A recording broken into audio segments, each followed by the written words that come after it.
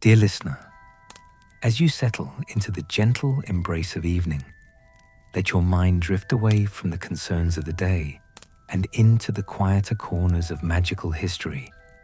Tonight, we journey not into tales of heroes triumphant, but into the more complex story of ordinary souls who found themselves caught in the web of extraordinary charisma.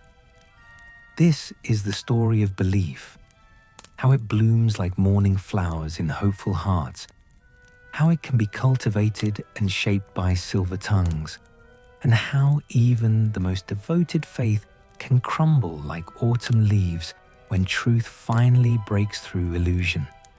In the wizarding world, where magic flows as naturally as breath and wonder lives in every shadow, there once rose a man whose greatest magic was not in his wand, but in his words.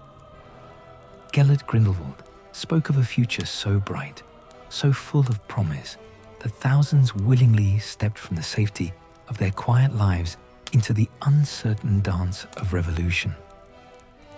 These were not evil people, dear listener. They were mothers worried for their children's future, young wizards yearning for purpose, elderly witches who remembered darker times, all united by the dangerous beauty of hope transformed into zealotry. Tonight, as sleep beckons you toward dreams, let us explore this tapestry of human nature, woven through with threads both golden and shadow dark. Rest your head upon your pillow, close your eyes, and let the gentle rhythm of this tale carry you into peaceful slumber, even as we examine the rise and fall of those who believed too deeply in promises that glittered like fool's gold in the distance. In the soft twilight years following the Great War that had torn through the Muggle world like a devastating curse, the wizarding communities of Europe found themselves suspended between two worlds. Their own magical realm, untouched by trenches and poison gas, and the shattered landscape of their non-magical neighbors. It was in this delicate space between grief and guilt, between isolation and responsibility, that a voice began to whisper through the shadows of continental Europe, speaking words that would reshape the magical world forever. The voice belonged to Gellert Grindelwald, though in those early days, few knew his name beyond the academic circles where brilliant young minds gathered to debate the future of wizardkind. He was handsome in that sharp, aristocratic way that commanded attention even in crowded rooms, with hair the color of winter wheat and eyes that seemed to hold depths of knowledge that ordinary wizards could only dream of possessing. But it was not his appearance that drew followers to him, like moss to flame. It was the intoxicating melody of his vision, painted in words that fell like honey from his lips. Picture, dear listener, a small cafe in Vienna, its windows frosted with the early breath of autumn, warm lamplight spilling golden circles onto worn wooden tables. The air carries the mingled scents of coffee and pipe tobacco, of old books and older secrets. In the corner, where shadows gather most thickly, a small group has assembled, perhaps a dozen souls. Their faces turned toward a young man who speaks with the quiet intensity of one who has glimpsed the future and found it both beautiful and terrible. My friends, Grindelwald's voice carries that peculiar quality of silk drawn across steel. We live in an age of transformation. The Muggle world tears itself apart with weapons of iron and fire, while we, blessed with gifts beyond their comprehension, hide behind walls of secrecy, pretending that their suffering is not our concern. His pale fingers trace patterns on the scarred table surface, and those watching swear they can see sparks of magic following in their wake, though surely it must be tricks of lamplight and imagination. Among those early listeners sits Helena Rosier, sister to the woman who would one day become Grindelwald's most devoted lieutenant. Helena is 23, her dark hair pinned in the severe style favored by young professional witches, her robes practical and unadorned. She works in the Department of Magical Accidents and Catastrophes, spending her days obliviating muggles who have witnessed magic, and the work has begun to weigh heavily upon her conscience. Night after night, she erases memories of wonder, leaving behind only confusion and a lingering sense that something marvelous has been lost. When Grindelwald speaks of a world where such deceptions would no longer be necessary, her heart responds like a flower turning toward sunlight. Imagine, Grindelwald continues, his voice dropping to that hypnotic whisper that makes each listener feel as though he speaks to them alone. A world where magical children need not hide their gifts, where the talented need not diminish themselves to spare the feelings of the mundane. We are the shepherds of this earth, gifted with powers that could heal centuries of conflict, yet we cower behind our international statute of secrecy, like children afraid of our own shadows. Beside Helena, an elderly wizard named Ernst Morgenstern shifts uncomfortably in his chair. He remembers the witch trials, has heard his grandmother's stories of the burning times when wizards and witches died screaming in muggle flames.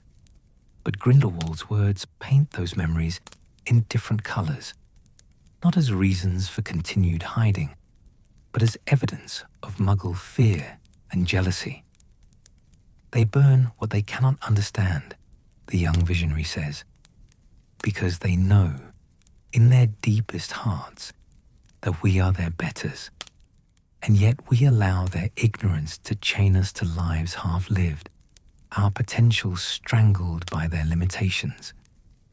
The philosophy spreads through these small gatherings, like ripples across still water. In Prague, in Berlin, in the ancient cities where magic has dwelt longest, similar groups form around Grindelwald's growing network of disciples. Each meeting feels intimate, personal, as though the attendees have stumbled upon a secret treasure that could transform not just their own lives, but the entire world. The young leader never asks for large commitments at first, merely attendance, listening, perhaps sharing his words with a trusted friend who might also hunger for something greater than the quiet desperation of hidden lives. It is at one such gathering in Budapest that Thomas Weber first hears Grindelwald speak. Thomas is a healer, trained at the finest magical hospitals of Europe, yet he spends his days treating only magical ailments, while Muggle children die of diseases he could cure with a wave of his wand. The ethical restrictions of his profession, once clear as mountain streams, have grown muddy with accumulated frustration. When Grindelwald speaks of the greater good, that magnificent concept that elevates necessary sacrifice above petty moral qualms, Thomas feels a weight he had not realized he was carrying suddenly lift from his shoulders. The greater good, Grindelwald explains to his rapt audiences, is not mere philosophy, but the highest calling of those blessed with power. We do not seek dominion for its own sake, but because leadership is the burden of the gifted. A parent guides a child not from cruelty, but from love. A teacher instructs a student not from arrogance, but from wisdom. How then can we stand aside and watch the world stumble toward destruction when we possess the means to guide it toward light? The phrase becomes a touchstone, a sacred incantation that transforms doubt into certainty. When Helena Rosier struggles with the memory of a Muggle woman's tears as her recollection of her daughter's miraculous healing was stolen away. She whispers, "For the greater good," and finds peace. When Thomas Webber hesitates before turning away another Muggle patient, the words remind him that individual suffering must sometimes bow before the larger vision of universal healing under wizarding guidance. As autumn deepens into winter, the gatherings grow larger, more frequent. Grindelwald's followers begin to recognize each other by subtle signs, a particular way of wearing one's cloak, a certain phrase worked into casual conversation, a shared look that speaks of secret knowledge and higher purpose. They are becoming something more than mere sympathizers.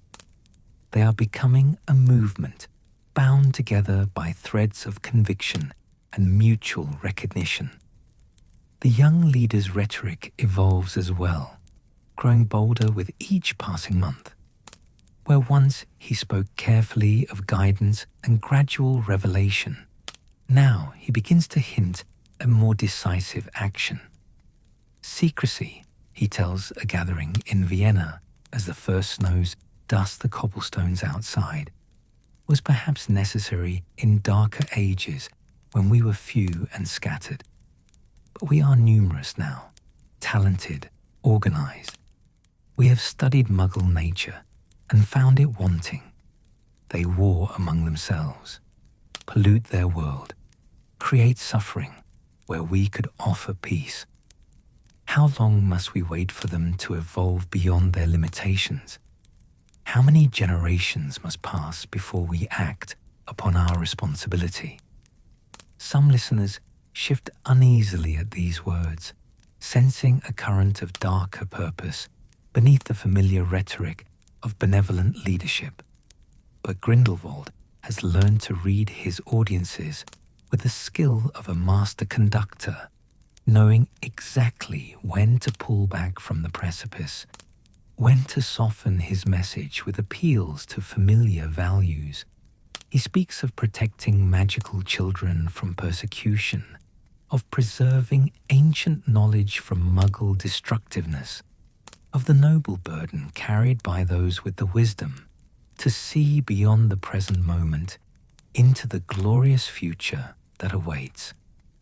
By the time spring returns to Europe, bringing with it the promise of new beginnings, Grindelwald's network has spread throughout the continent like roots beneath fertile soil. His followers number not in dozens, but in hundreds, each one carrying within their hearts the intoxicating certainty that they have been chosen for something magnificent. They write letters to friends in distant cities, sharing carefully crafted versions of their revelations. They meet in small groups to discuss the philosophical implications of wizarding superiority. They begin, almost without realizing it, to withdraw from non-magical communities, finding ordinary Muggle interactions increasingly unsatisfying after tasting the heady wine of higher purpose. Helena Rosier, now one of Grindelwald's most trusted early disciples, sits in her small apartment, overlooking a Vienna square where ordinary people go about their ordinary lives, unaware that their futures are being decided in the shadows above them. She has begun wearing her hair differently, in the elegant style favored by continental witches of breeding, and her robes have grown richer, more elaborate. The transformation is not merely aesthetic, but spiritual. She carries herself with the quiet confidence of one who has glimpsed destiny and found her place within its grand design. As she watches Muggle children playing in the square below, their laughter echoing off the ancient stones, Helena no longer sees innocent joy, but rather the tragic waste of ungifted lives. Soon, she tells herself, those children will know the gentle guidance of their magical betters. Soon, the world will be transformed by the greater good, and all this hiding, all this careful separation between magical and mundane will be remembered only as a dark period in history when the gifted allowed the ungifted to stumble through lives half-lived. The silver tongue had spoken, and across Europe, hundreds of hearts had answered its call. The gathering storm of belief was no longer a whisper in shadowed corners, but a growing wind that would soon shake the foundations of the wizarding world. As summer approached, bringing with it longer days and the promise of decisive action, Grindelwald's followers found themselves poised on the threshold of something that felt both inevitable and glorious, the dawn of an age when magic would no longer hide its light beneath the bushel of Muggle ignorance, but would shine forth to illuminate and guide a world desperate for their enlightened leadership. The first seeds of devotion had been planted in willing soil, and already they were beginning to bloom. As the gentle warmth of that fateful summer spread across the continent like a soft blanket, dear listener, the scattered seeds of Grindelwald's philosophy began to sprout into something far more organized, far more dangerous than mere philosophical discussion. What had begun as intimate gatherings in shadowed cafes was transforming into a structured movement, complete with hierarchies, rituals, and that most intoxicating of human experiences, the sense of belonging to something greater than oneself. Let your breathing slow as we explore how ordinary witches and wizards, each carrying their own hopes and wounds, their own dreams and disappointments, found themselves drawn ever deeper into a web of loyalty that would reshape their very souls.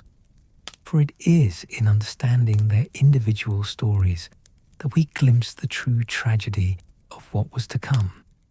Not evil triumphant, but good intentions twisted by charismatic manipulation until devotion itself became a kind of blindness. In a grand estate nestled in the Austrian countryside, where ancient oaks cast dappled shadows across manicured lawns, and the air itself seemed to shimmer with barely contained magic, Grindelwald had established what his followers came to call the sanctum, the manor house, inherited from a distant relative whose mysterious disappearance had never been fully investigated, became the beating heart of the growing movement. Its Gothic spires pierced the sky like prayers made stone, while its vast library housed not only conventional magical texts, but also the forbidden knowledge that Grindelwald had been gathering from the darkest corners of wizarding scholarship. It was here, in the oak-panelled study, where portraits of long-dead wizards watched with painted eyes, that the inner circle truly began to form. These were not the casual sympathizers who attended public rallies or contributed gold to the cause from the safety of anonymity.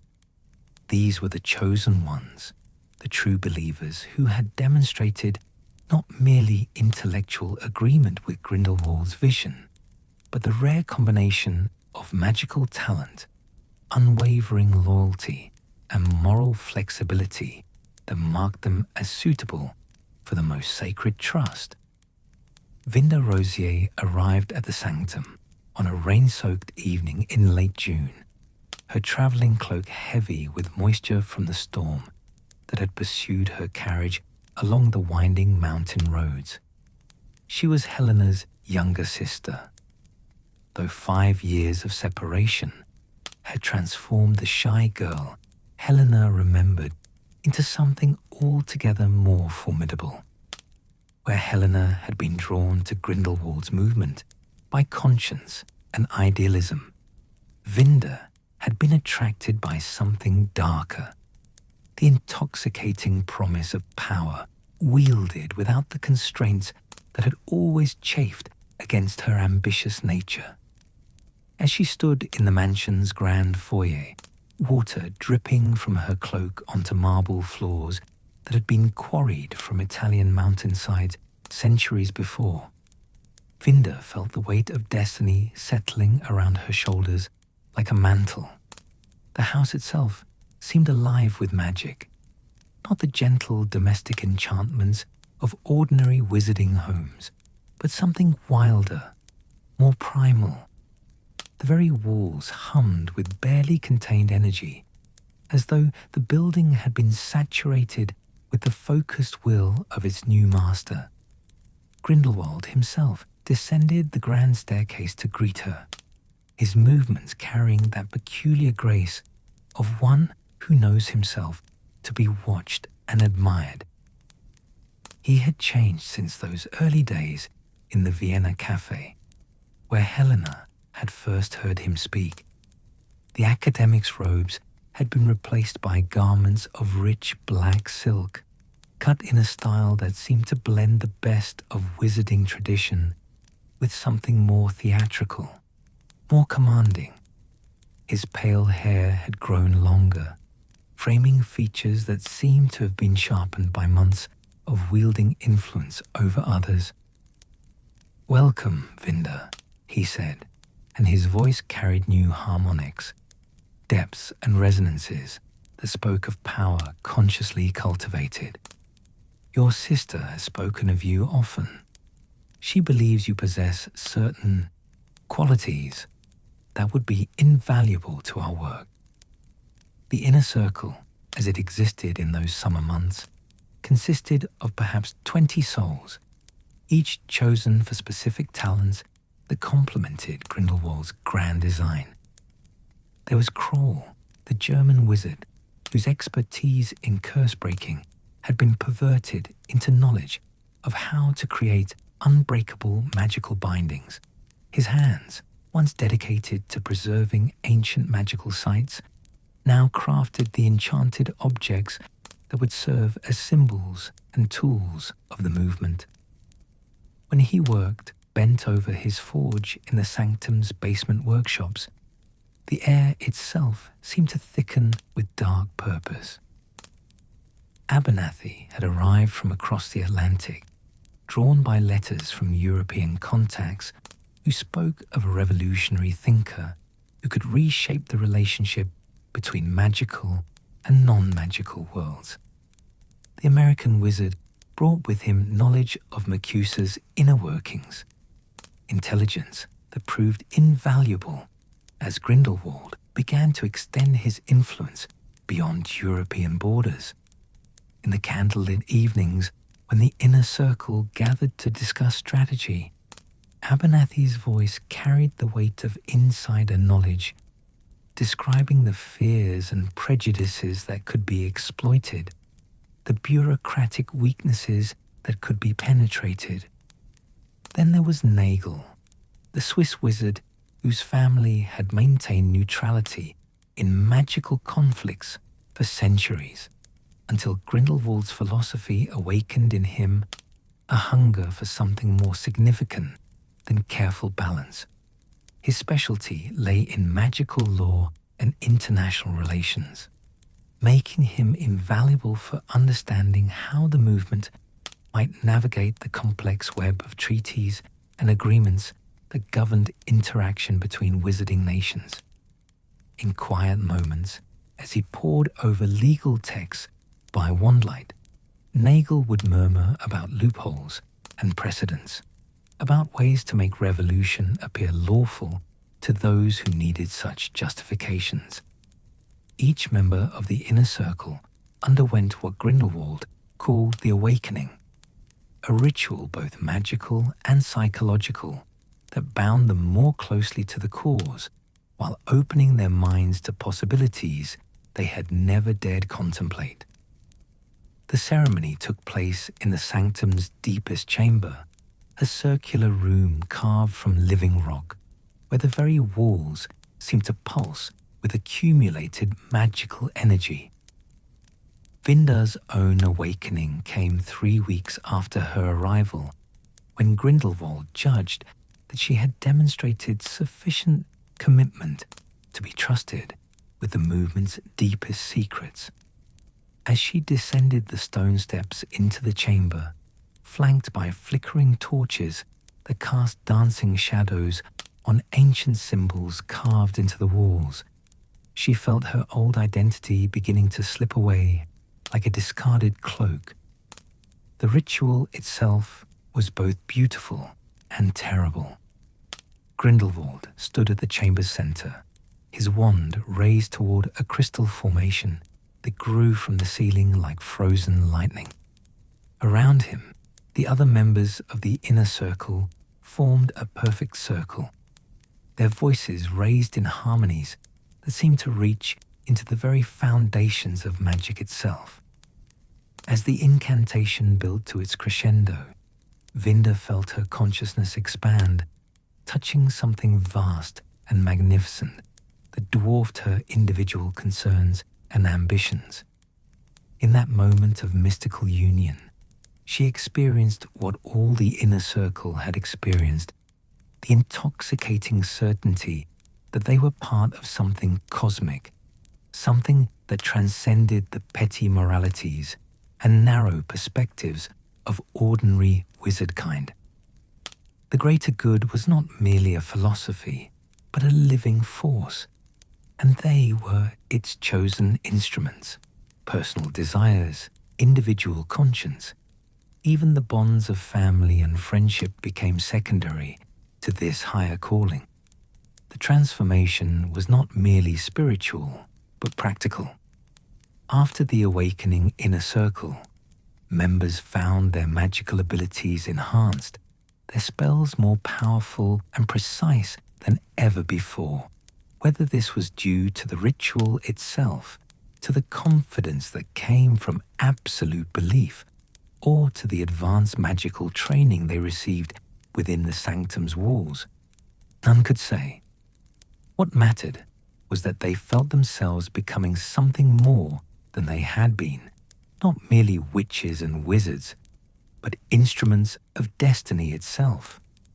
Life within the sanctum developed its own rhythms and rituals.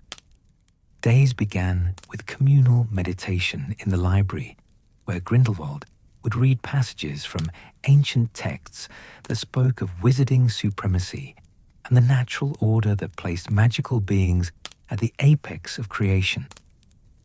These morning sessions served multiple purposes.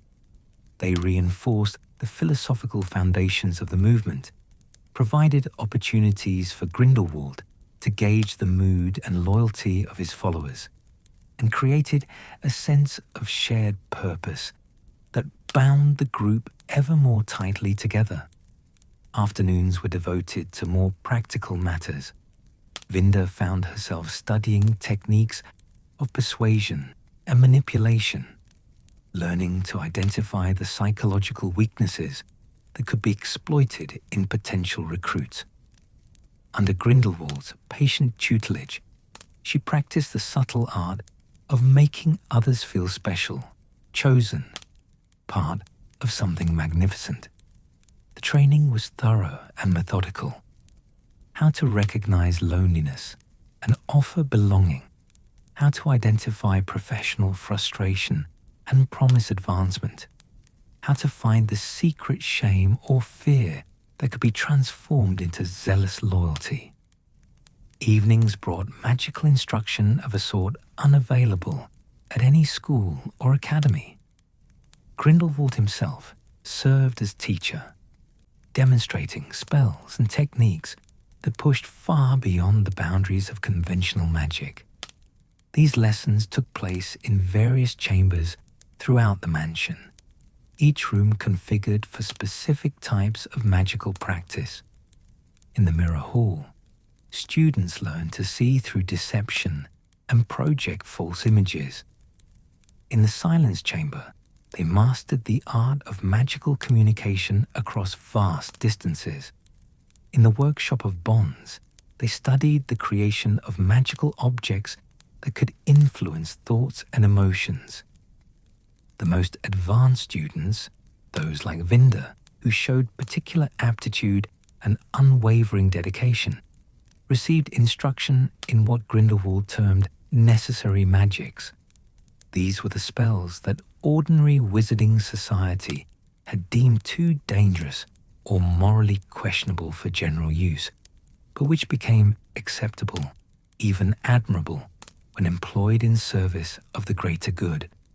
The imperious curse, when used to prevent greater suffering by compelling wise action from the misguided.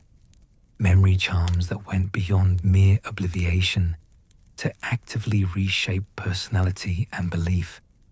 Protective enchantments that could turn a loyal follower's pain against attackers, making martyrdom itself a weapon. As the weeks passed and summer deepened toward autumn, the inner circle began to feel less like a collection of individuals united by common cause and more like a single organism with multiple limbs and minds. They developed their own language of glances and gestures, their own private jokes and references that excluded the uninitiated. More importantly, they began to lose touch with their previous lives and relationships, finding ordinary conversation with family and old friends increasingly difficult and unsatisfying. Vinder noticed this change most keenly in her rare letters to Helena, who remained in Vienna, serving the movement, but not yet called to the deeper commitment of the inner circle. Where once the sisters had shared everything, now Vinder found herself carefully editing her experiences, unable to convey the profound transformation she was undergoing. How could she explain the intoxicating sense of purpose that filled every moment? How could she describe the way ordinary moral categories had fallen away, replaced by the single criterion of service to the greater good? Helena's letters, filled with mundane concerns about her work and social obligations, seemed to come from another world entirely. The hierarchy within the inner circle, while never formally declared, became increasingly clear as the months progressed. At the apex stood Grindelwald himself, no longer merely a gifted philosopher, but something approaching a mystical figure whose insights penetrated to truths invisible to lesser minds. Immediately below him were the first disciples, Vinder, Kroll, Abernathy, and perhaps half a dozen others who had demonstrated not only absolute loyalty, but also the rare ability to interpret and implement Grindelwald's vision in practical terms. These first disciples served as intermediaries between their leader and the broader movement, translating his grand concepts into specific orders and initiatives. They oversaw the recruitment and training of new followers, managed the complex logistics of a growing organization, and served as Grindelwald's eyes and ears in the wider wizarding world. Each carried a portion of their master's authority, able to speak and act in his name within their designated spheres of influence.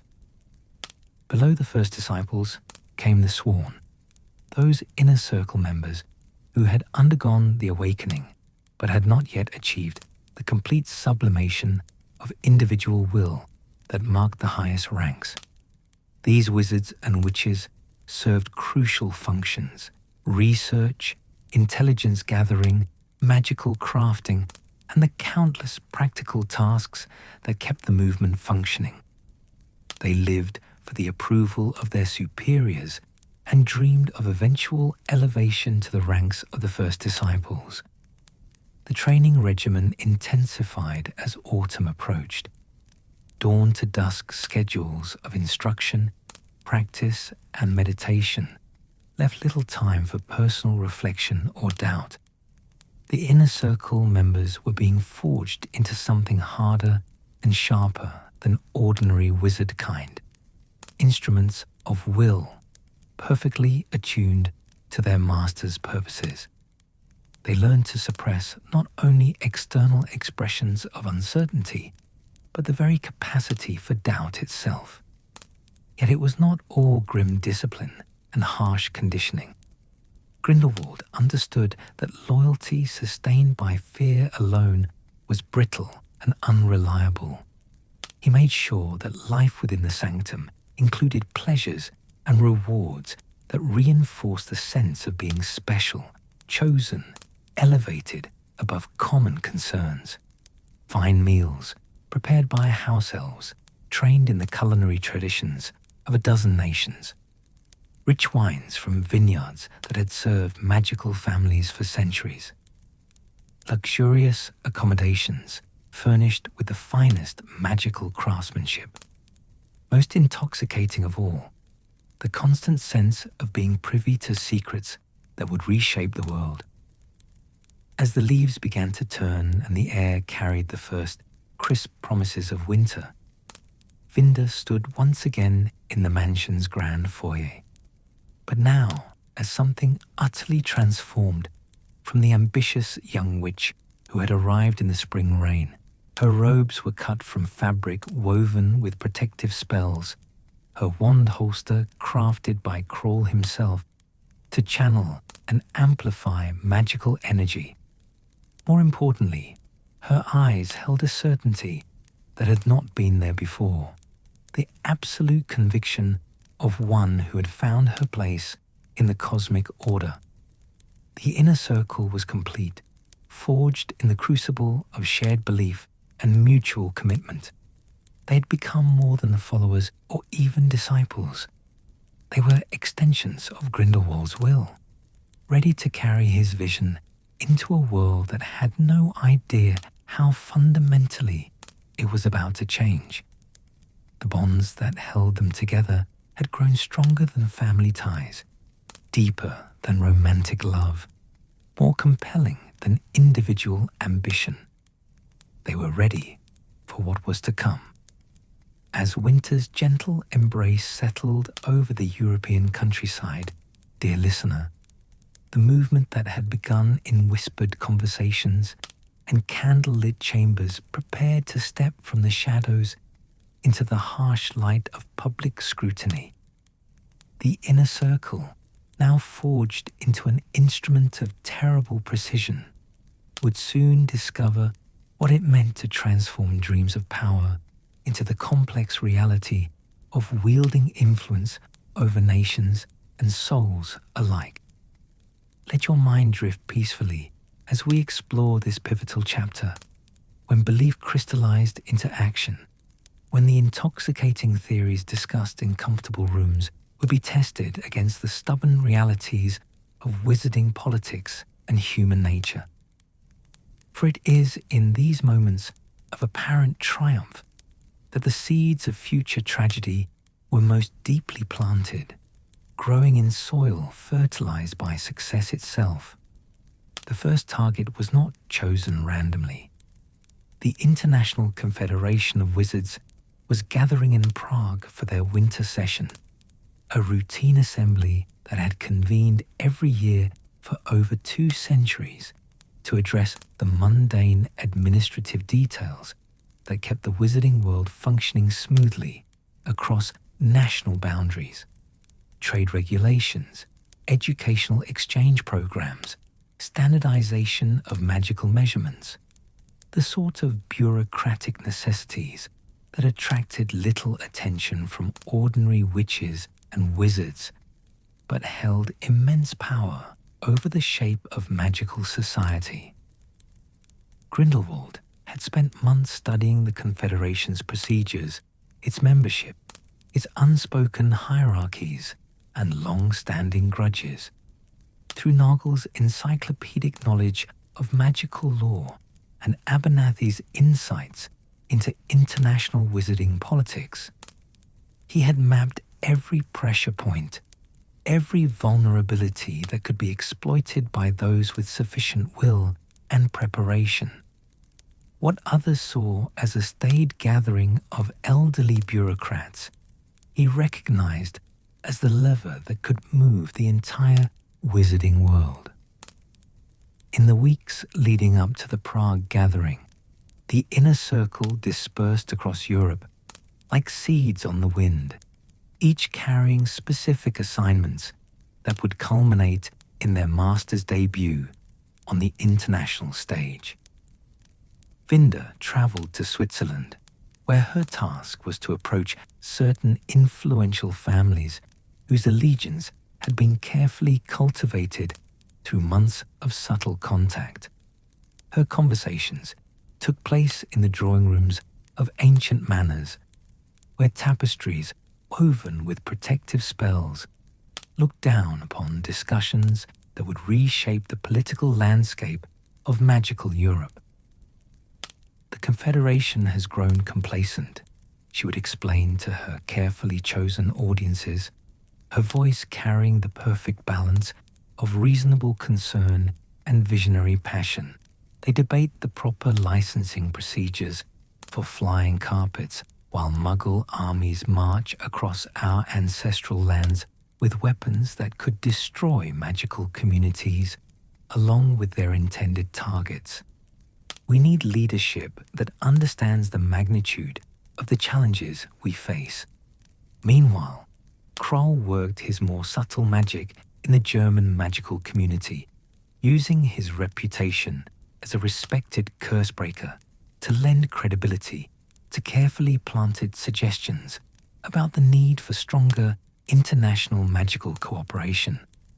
His approach was different from Vinda's direct advocacy.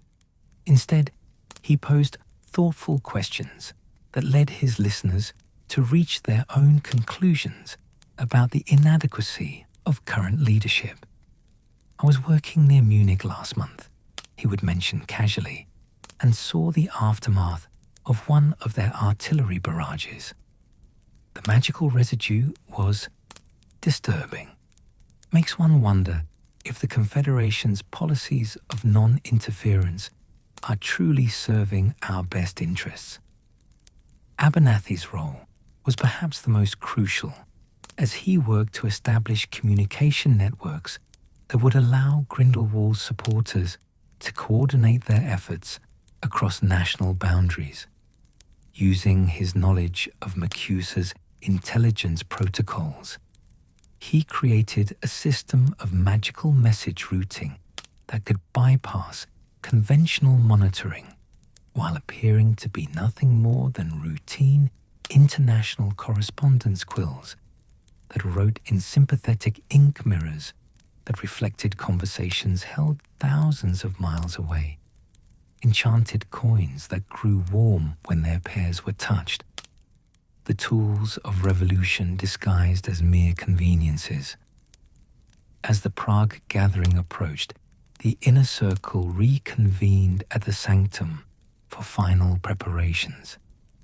The great house had been transformed once again, its public rooms arranged to accommodate what Grindelwald termed interested observers, the broader network of supporters who would witness their leader's emergence into international prominence. The atmosphere was electric with anticipation, charged with the same energy that fills the air before a thunderstorm. In the mansion's primary drawing room, where a great fireplace cast dancing shadows on walls lined with ancient magical texts, Grindelwald addressed his assembled followers on the eve of their departure for Prague. He stood before the fireplace, his figure seeming to draw the very light towards himself, creating an aura of compelling authority that made it impossible to look away. "Tomorrow," he said, his voice carrying that hypnotic quality that had first attracted followers in small cafes and now commanded the attention of hundreds. "We step beyond the comfortable realm of philosophy into the challenging arena of practical change. We have spent these months preparing not merely our strategies, but our souls, forging ourselves into instruments capable of bearing the weight of destiny itself." The gathered followers, inner circle members, dedicated recruits, wealthy sympathizers who had supported the movement with gold and influence, listened with the rapt attention of congregants receiving divine revelation. Among them was Heinrich Zimmermann, an Austrian bureaucrat whose position in the Ministry of Magic had provided invaluable intelligence about official responses to Grindelwald's growing influence. Beside him sat Margot Beaumont, a French witch whose family's connections to the International Confederation had opened doors that would have remained firmly closed to outsiders. "Remember," Grindelwald continued, beginning to pace before the fire with the restless energy of a caged predator. "We do not seek to destroy the existing order merely for the sake of destruction. We seek to fulfill its highest potential, to transform institutions that have grown complacent and self-serving into instruments of true progress. The Confederation was created to serve wizardkind's best interests. We simply intend to ensure that it remembers this sacred purpose." The Prague gathering began, as such events always did, with ceremonial formalities that stretched across 3 tedious days. Representatives from magical governments throughout Europe and beyond filed into the ancient assembly hall, its soaring Gothic arches enchanted to carry even whispered comments to every corner of the vast space. The opening ceremonies followed traditions established centuries before, complete with formal presentations of credentials, ritual acknowledgements of international magical law, and the sort of procedural speeches that sent half the delegates into enchanted slumber. It was during the 4th day's session, as delegates debated proposed modifications to international port key regulations, with the passionate intensity typically reserved for discussions of weather, that Grindelwald made his entrance. He appeared not through the main doors like an ordinary petitioner, but in the center of the assembly hall itself, materializing from thin air with a display of magical virtuosity that sent gasps echoing through the ancient chamber. The apparition was flawless, not merely the technical achievement of appearing undetected within a space warded against such intrusions, but the theatrical mastery of timing, positioning, and presence that transformed a simple magical technique into a declaration of power. He stood in the exact center of the hall's intricate floor mosaic, a figure of commanding elegance whose very stillness seemed to radiate authority. Honored delegates, his voice filled the chamber without magical amplification, pitched perfectly to carry conviction and reason rather than bombast or threat.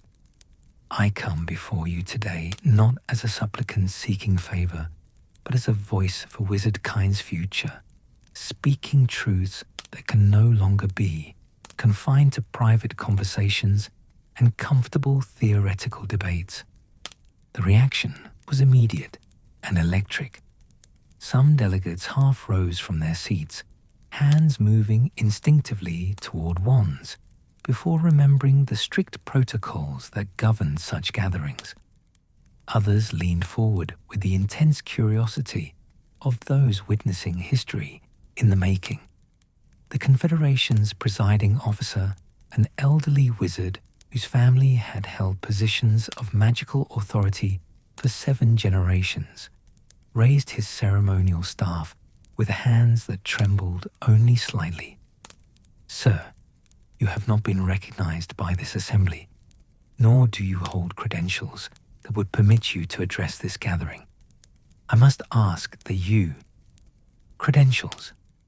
Grindelwald's laugh was warm, almost affectionate, as though he were correcting a well-meaning but confused child. What credentials matter more than the ability to see clearly and speak truthfully? You debate portkey regulations, while the Muggle world burns itself toward extinction. You standardize cauldron bottom thicknesses, while families flee their ancestral homes to escape artillery that cares nothing for the sanctity of magical bloodlines. His words fell into the shocked silence like stones into still water, creating ripples that spread throughout the assembly. In the observers' galleries, carefully positioned supporters began what appeared to be spontaneous applause, though every gesture had been choreographed weeks in advance. The sound grew, echoing off the vaulted ceiling until it became impossible to distinguish genuine response from orchestrated demonstration. "We stand at a crossroads," Grindelwald continued, his voice rising not in volume but in passionate intensity, "where we must choose between the comfortable illusion of separation and the difficult truth of responsibility. The magical world cannot remain forever isolated from the suffering of our non-magical neighbors. We cannot pretend that Muggle conflicts will not eventually spill over into our carefully protected communities. We cannot continue to hide our light under the bushel of an international statute of secrecy that serves no one's interests except those who profit from maintaining the status quo." The speech that followed was a masterpiece of political oratory, carefully crafted to appeal to multiple constituencies while avoiding specific commitments that could later prove inconvenient. To those concerned about magical security, he spoke of the need for proactive protection rather than reactive hiding. To those frustrated by bureaucratic inefficiency, he offered visions of streamlined international cooperation. To those ambitious for greater influence, he painted pictures of wizarding leadership guiding the world toward unprecedented prosperity and peace. But it was the emotional core of his message that truly captivated his audience. Grindelwald spoke with the passion of a true believer, someone who had glimpsed a future so magnificent that any sacrifice would be worthwhile to achieve it. His words carried the weight of absolute conviction, the kind of certainty that ordinary people found irresistible after lifetimes of doubt and compromise. "Imagine," he said, his voice dropping to that intimate whisper that somehow reached every corner of the vast hall, "a world where magical children need never fear persecution for gifts that should be celebrated. Imagine healing magic ending plagues that kill millions, weather magic preventing famines that starve countless innocents, transportation magic connecting distant communities in bonds of mutual support. Imagine the gratitude of non-magical peoples when they finally understand that our secrecy was never born of arrogance, but of patience, waiting until they were ready to accept our guidance." The response was unprecedented in the Confederation's staid history. Delegates who had dozed through decades of procedural debates found themselves on their feet, applauding with enthusiasm that surprised even themselves. The carefully orchestrated demonstration by Grindelwald's planted supporters had become genuinely spontaneous, spreading through the assembly like wildfire, jumping between dry trees. In the weeks that followed the Prague speech, Grindelwald's network experienced explosive growth.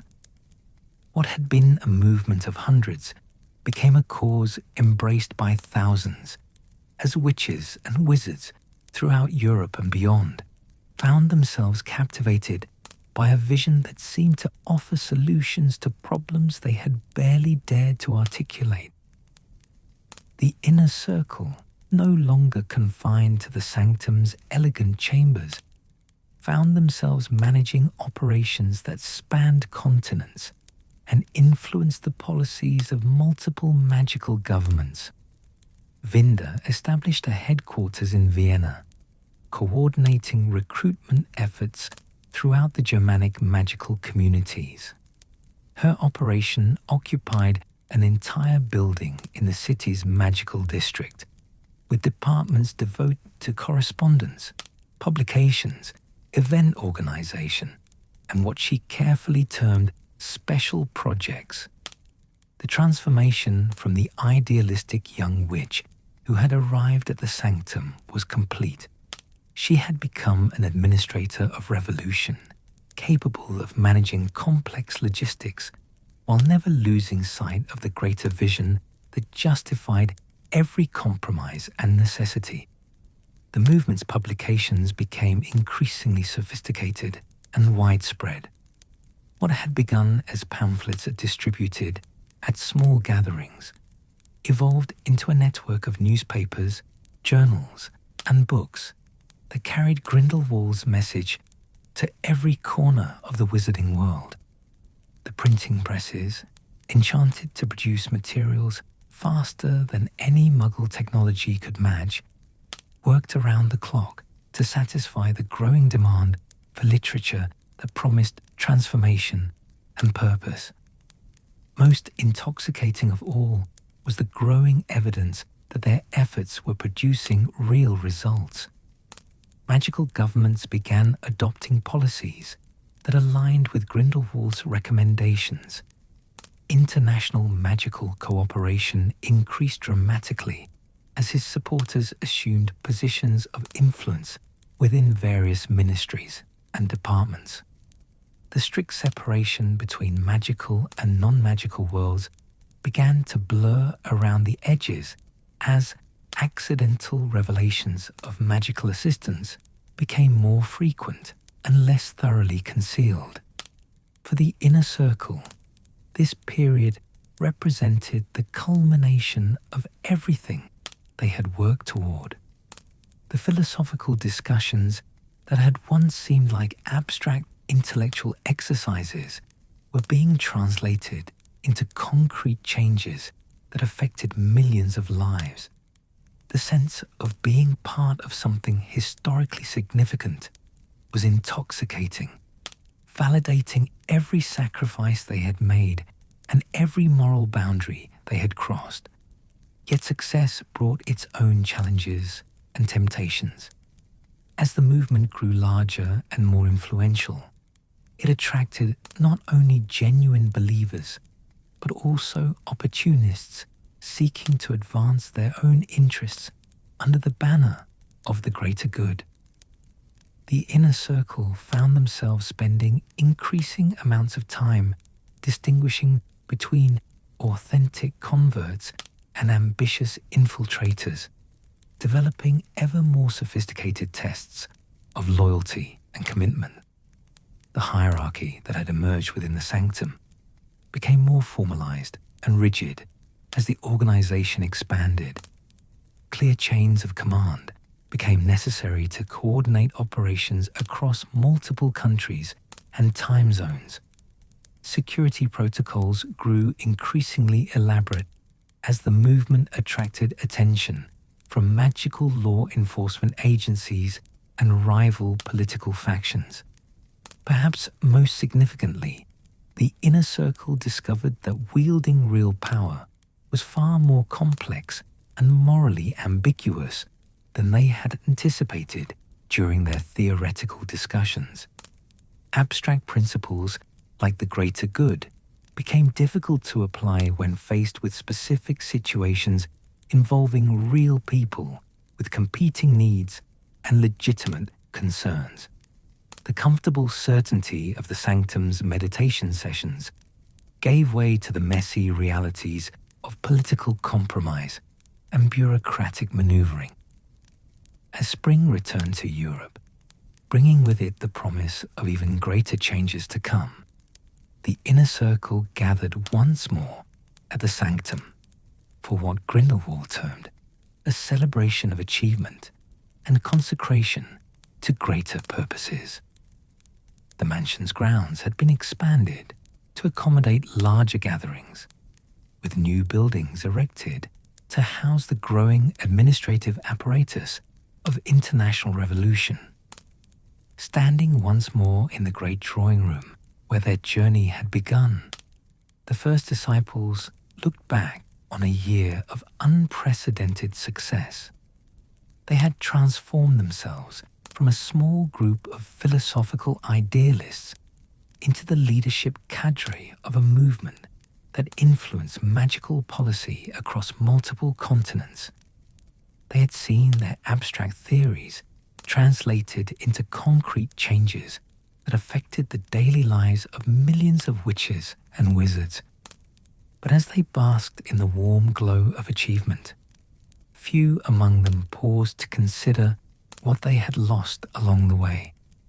The capacity for doubt that might have warned them when success became intoxication, when influence became addiction, when the greater good became indistinguishable from personal ambition.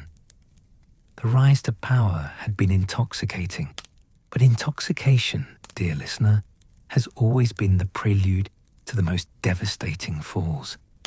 The dreams had become reality, but reality, they would soon discover, was far more fragile than dreams. As the seasons turned once more and autumn painted the world in shades of amber and rust, dear listener, the movement that had seemed so unstoppable, so divinely ordained in its righteousness, began to show the first hairline fractures that would eventually split its foundation apart. Let your breathing grow slow and steady as we explore this darker chapter, where the intoxicating wine of success began to sour, where the absolute certainties that had once brought such comfort started to crumble under the weight of their own consequences. It began, as such things often do, with small inconsistencies that were easily dismissed or rationalized away. A directive from the inner circle that seemed unnecessarily harsh. A policy decision that contradicted earlier promises. A recruitment method that crossed boundaries that had once seemed sacred and immutable. Each incident, taken alone, could be explained as a regrettable necessity, a temporary compromise forced by circumstances beyond anyone's control. In the Grand Vienna headquarters that Vinda had established, where marble columns soared towards ceilings painted with murals depicting the glorious wizarding future that awaited, the first signs of institutional decay were hidden behind an facade of unprecedented prosperity. The building hummed with activity at all hours, correspondents arriving by owl post from across the globe, printing presses working through the night to meet demands for inspirational literature, meeting rooms filled with earnest discussions of policy and strategy. Yet Margot Beaumont, the French witch whose family connections had proven so valuable during the movement's early expansion, found herself troubled by changes she could not quite articulate.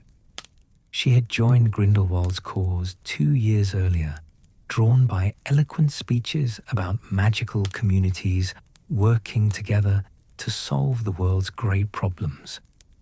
The vision had been one of benevolent guidance, of wizard kind stepping forward as wise counselors to help their non-magical neighbors navigate an increasingly complex world.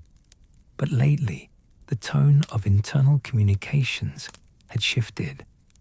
Where once the movement's literature spoke of cooperation and mutual benefit, new pamphlets emphasized the natural superiority of magical bloodlines and the inevitable dominance of those blessed with arcane gifts.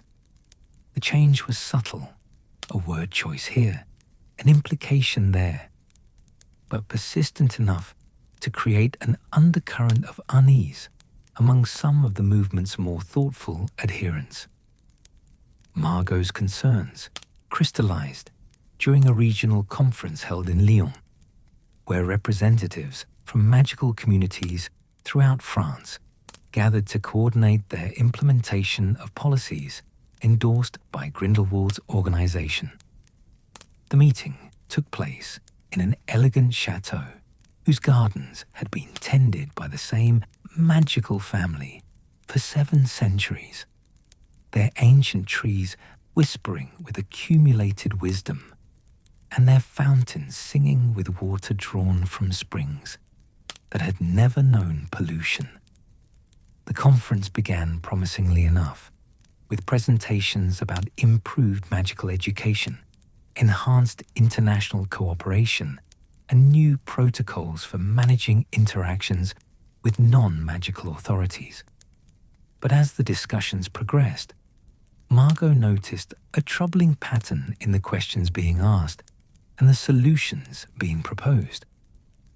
The resistance from certain Muggle government officials has become problematic, reported Claude Monet, a wizard whose ministerial position gave him insight into French magical policy at the highest levels. They seem to have developed suspicions about some of our more visible assistance efforts. Perhaps it's time to consider more direct approaches to ensuring their cooperation. The phrase "more direct approaches" hung in the air like morning mist, beautiful and obscuring in equal measure.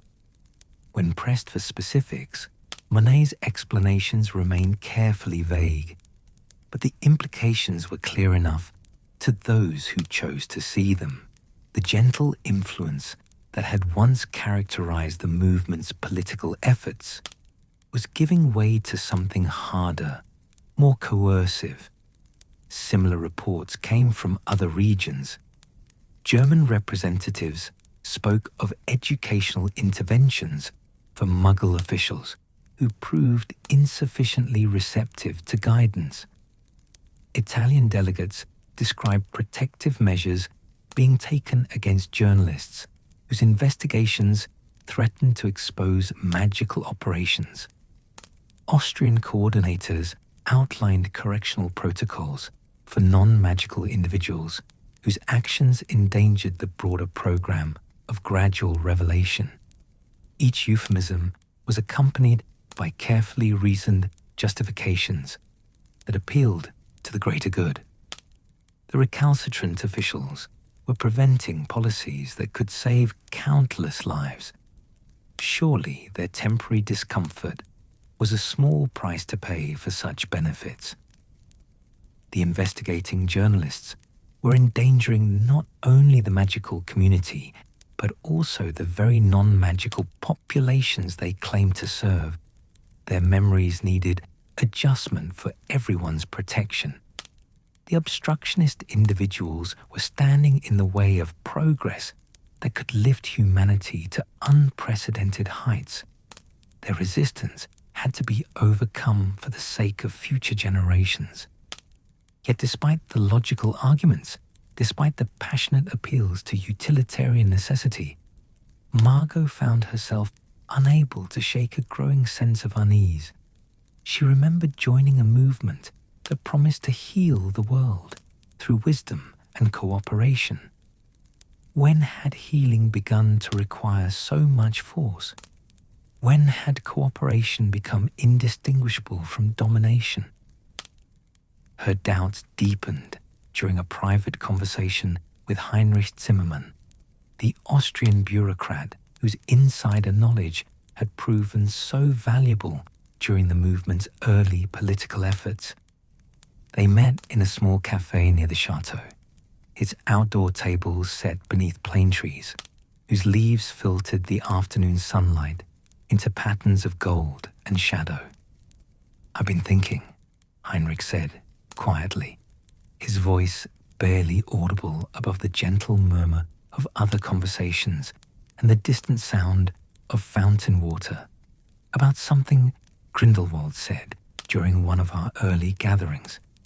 He spoke of patience, waiting until non-magical peoples were ready to accept our guidance. But lately, the emphasis seems to be on making them ready, whether they choose to be or not. Margot nodded slowly, relieved to discover that she was not alone in her growing concerns.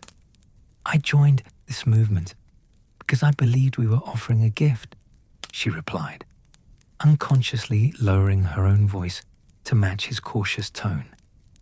But gifts that are forced upon recipients become something else entirely, don't they? Their conversation was interrupted by the arrival of one of Vinder's lieutenants, a young wizard whose enthusiasm for the cause burned with the bright intensity of recent conversion. He approached their table with the confident stride of one who carried important news and expected it to be received with appropriate gratitude. Margot, Heinrich, wonderful news from the Eastern operations. The Prague incident has been completely resolved, and the troublesome elements have been redistributed to locations where they can contribute more effectively to the greater good. Neither Margot nor Heinrich asked for details about the Prague incident or the methods used to redistribute the troublesome elements. They had learned that such questions were considered evidence of insufficient faith in the movement's leadership, of dangerous attachment to outdated moral categories that hindered the achievement of truly transformative goals. But later that evening, as they walked along the Loire's moonlit banks, where water flowed toward distant seas and carried with it the reflected light of stars, they found themselves discussing what they had not dared to ask: who had been redistributed, what had constituted troublesome behavior, and most disturbing of all, when had they stopped wanting to know the answers to such questions? The unease was not confined to the movement's peripheral supporters. Even within the inner circle, whispers of concern began to circulate like autumn winds through bare branches. Abernathy, whose American perspective had always provided a valuable counterbalance to European assumptions, found himself troubled by reports from MACUSA contacts who described increasing magical interference in non-magical affairs as aggressive and potentially destabilizing. The concerns were not about the goals themselves. Few among Grindelwald's followers questioned the fundamental rightness of magical leadership in world affairs. The unease centered instead on methods, on the growing gap between the movement's stated ideals and his operational practices.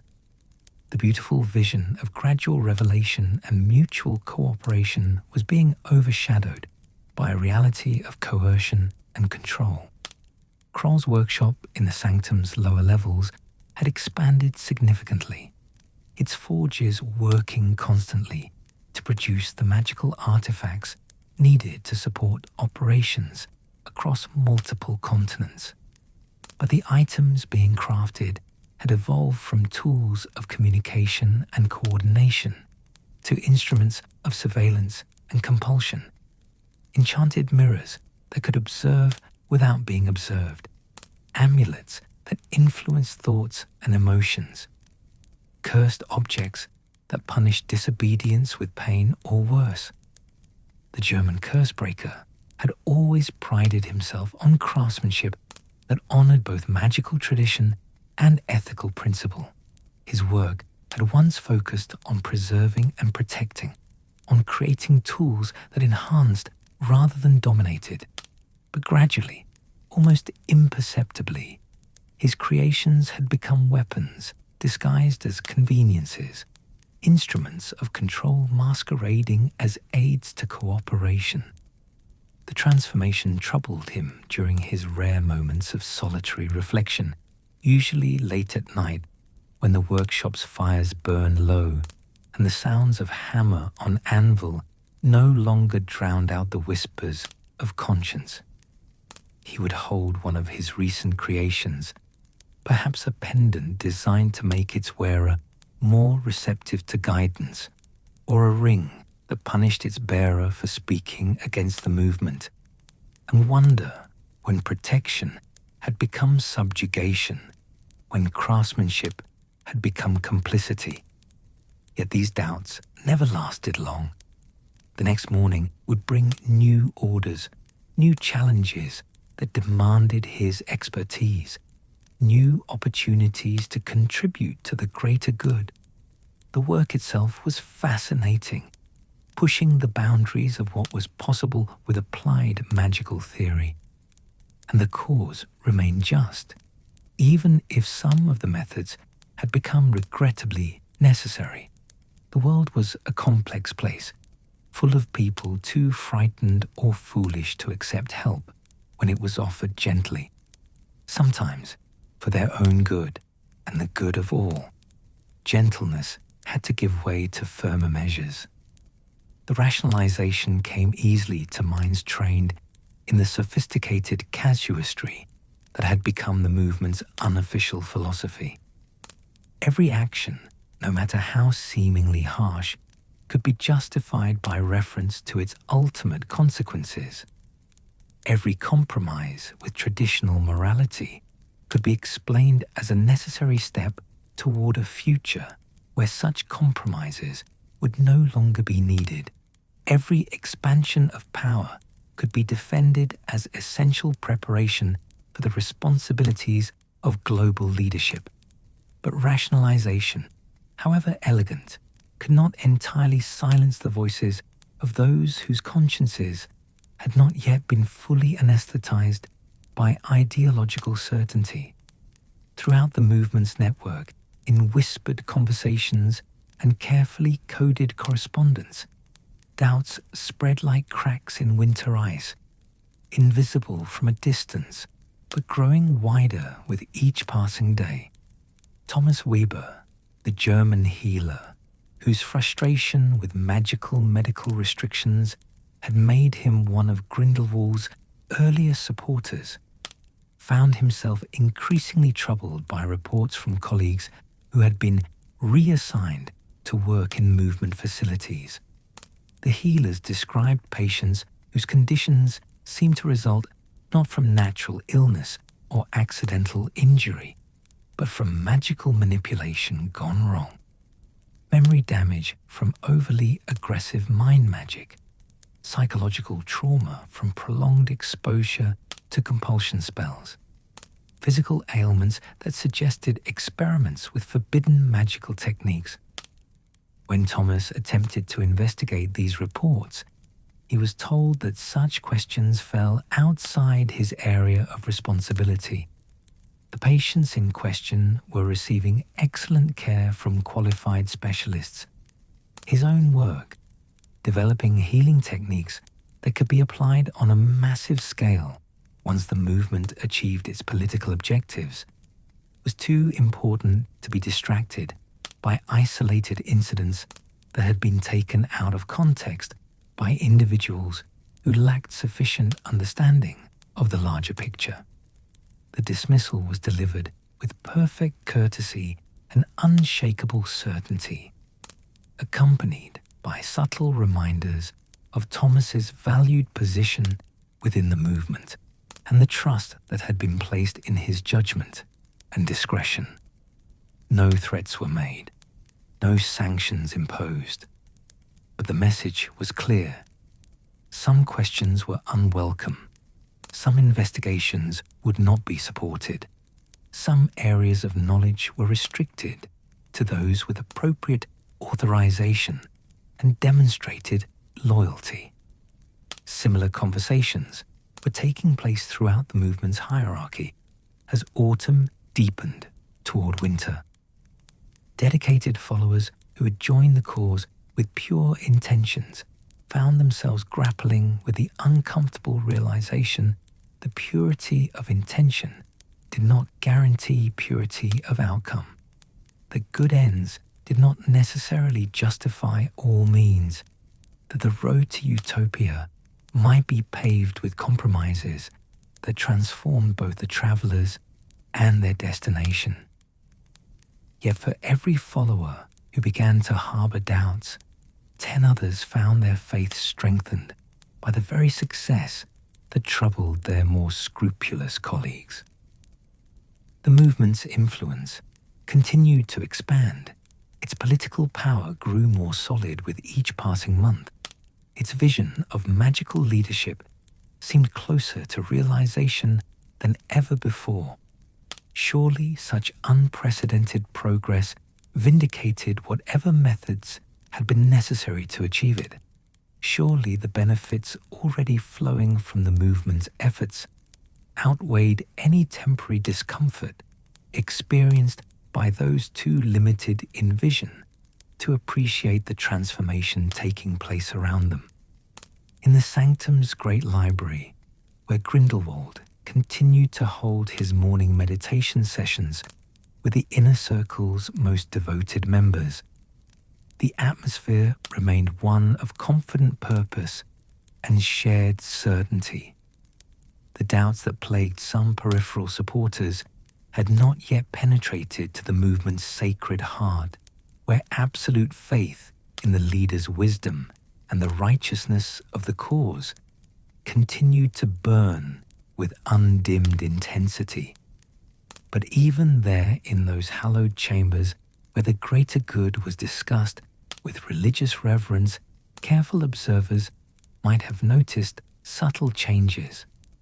The morning readings focused increasingly on passages that emphasized the necessity of sacrifice, the inevitability of opposition from those too corrupt or limited to accept enlightenment, the tragic but unavoidable casualties that accompanied any truly transformative historical movement.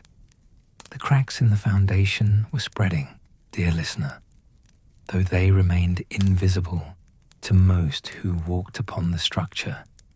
They were slowly undermining, and as winter approached with its promise of darker days and longer nights, those cracks would deepen until even the most devoted followers could no longer ignore the tremors shaking the ground beneath their feet. The doubts had taken root in darkness, and like all growing things, they would eventually reach toward whatever light they could find. As winter's harsh breath swept across the European landscape, dear listener, the tremors that had begun as whispered doubts grew into earthquakes that would shake the very foundations of the wizarding world.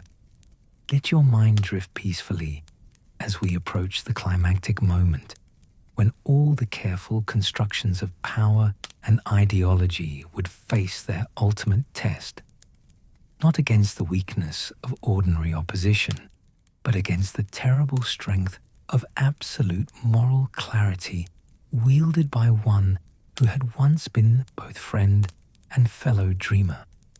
The signs of approaching confrontation had been gathering like storm clouds on the horizon, visible to those with eyes to see, but dismissed by those whose vision had been clouded by years of incremental compromise. Intelligence reports spoke of growing resistance movements throughout magical Europe, of clandestine networks coordinating opposition to Grindelwald's expanding influence. More troubling still were the rumors that circulated in the deepest circles of magical government, whispers of a particular wizard whose name carried weight that even Grindelwald's most devoted followers could not entirely dismiss. Albus Dumbledore had remained largely absent from the international magical scene during the years of Grindelwald's rise, pursuing his own researches and maintaining what appeared to be a studied neutrality regarding the political transformations reshaping wizarding society. But those who knew the deepest history understood that this was no ordinary academic detachment. The bonds between Dumbledore and Grindelwald ran deeper than politics or philosophy. They reached back to a summer of shared dreams and mutual brilliance, to plans that had been forged in the white heat of youthful certainty and broken by tragedy that neither had ever fully confronted. In the sanctum's innermost chambers, where portraits of forgotten dark wizards looked down with painted eyes that seemed to approve of their successors' ambitions, Grindelwald had begun to speak more frequently of this coming confrontation. His followers noticed changes in their leader's demeanor, a new intensity in his pale eyes, a sharpening of focus that suggested preparations for something far more significant than the political maneuvering that had characterized his recent efforts. Finda, now bearing the unofficial title of first among the disciples, found herself managing logistics for what Grindelwald termed the final demonstration, though the nature of this demonstration remained carefully undefined. Supplies flowed into secret warehouses throughout Central Europe. Safe houses were established along routes that seemed to converge on a location that was never explicitly named, but gradually became clear to those with sufficient clearance to piece together the fragmentary intelligence. The castle of Nurmengard, ancient seat of power that had been abandoned for centuries before Grindelwald claimed it as his ultimate stronghold, rose from the Austrian mountains like a stone prayer to dominion and control. Its towers pierced the sky with Gothic arrogance, while its walls incorporated magical defenses that had been centuries in the building. Here, Grindelwald declared, would stand the monument to wizarding supremacy, the fortress from which enlightened magical leadership would guide the world into its destined future. The castle's great hall became the stage for rallies that drew thousands of followers from across Europe and beyond. The inner circle stood upon raised platforms, their rich robes and confident bearing serving as visual testimony to the rewards that awaited those who embraced the greater good with sufficient dedication. Below them, row upon row of believers filled the vast space with their fervent attention, their faces upturned like flowers seeking sunlight. But even in these moments of apparent triumph, those with the clarity to see beyond the pageantry might have noticed the subtle signs of institutional decay that Grindelwald's magnetic presence could no longer entirely conceal. Security had grown oppressive, with multiple layers of magical surveillance ensuring that no word was spoken, no thought entertained, that might suggest insufficient loyalty to the cause. The spontaneous enthusiasm that had once characterized the movement's gatherings had been replaced by carefully orchestrated demonstrations of support that felt more like performances than genuine expressions of belief. Margot Beaumont attended one such rally in the winter's depths. Her presence required by her position within the French coordination network, despite her growing private reservations about the movement's direction. She stood among the ranked followers, watching Grindelwald deliver another passionate speech about the inevitable triumph of magical civilization over Muggle ignorance, and found herself studying the faces around her rather than listening to the familiar rhetoric. What she saw there troubled her more than the harshest content of the speech itself. These were not the expressions of people inspired by noble purpose, but the faces of individuals who had surrendered their capacity for independent thought in exchange for the comfort of absolute certainty. They nodded at appropriate moments, applauded on cue, murmured agreement with statements that would have horrified them only years before.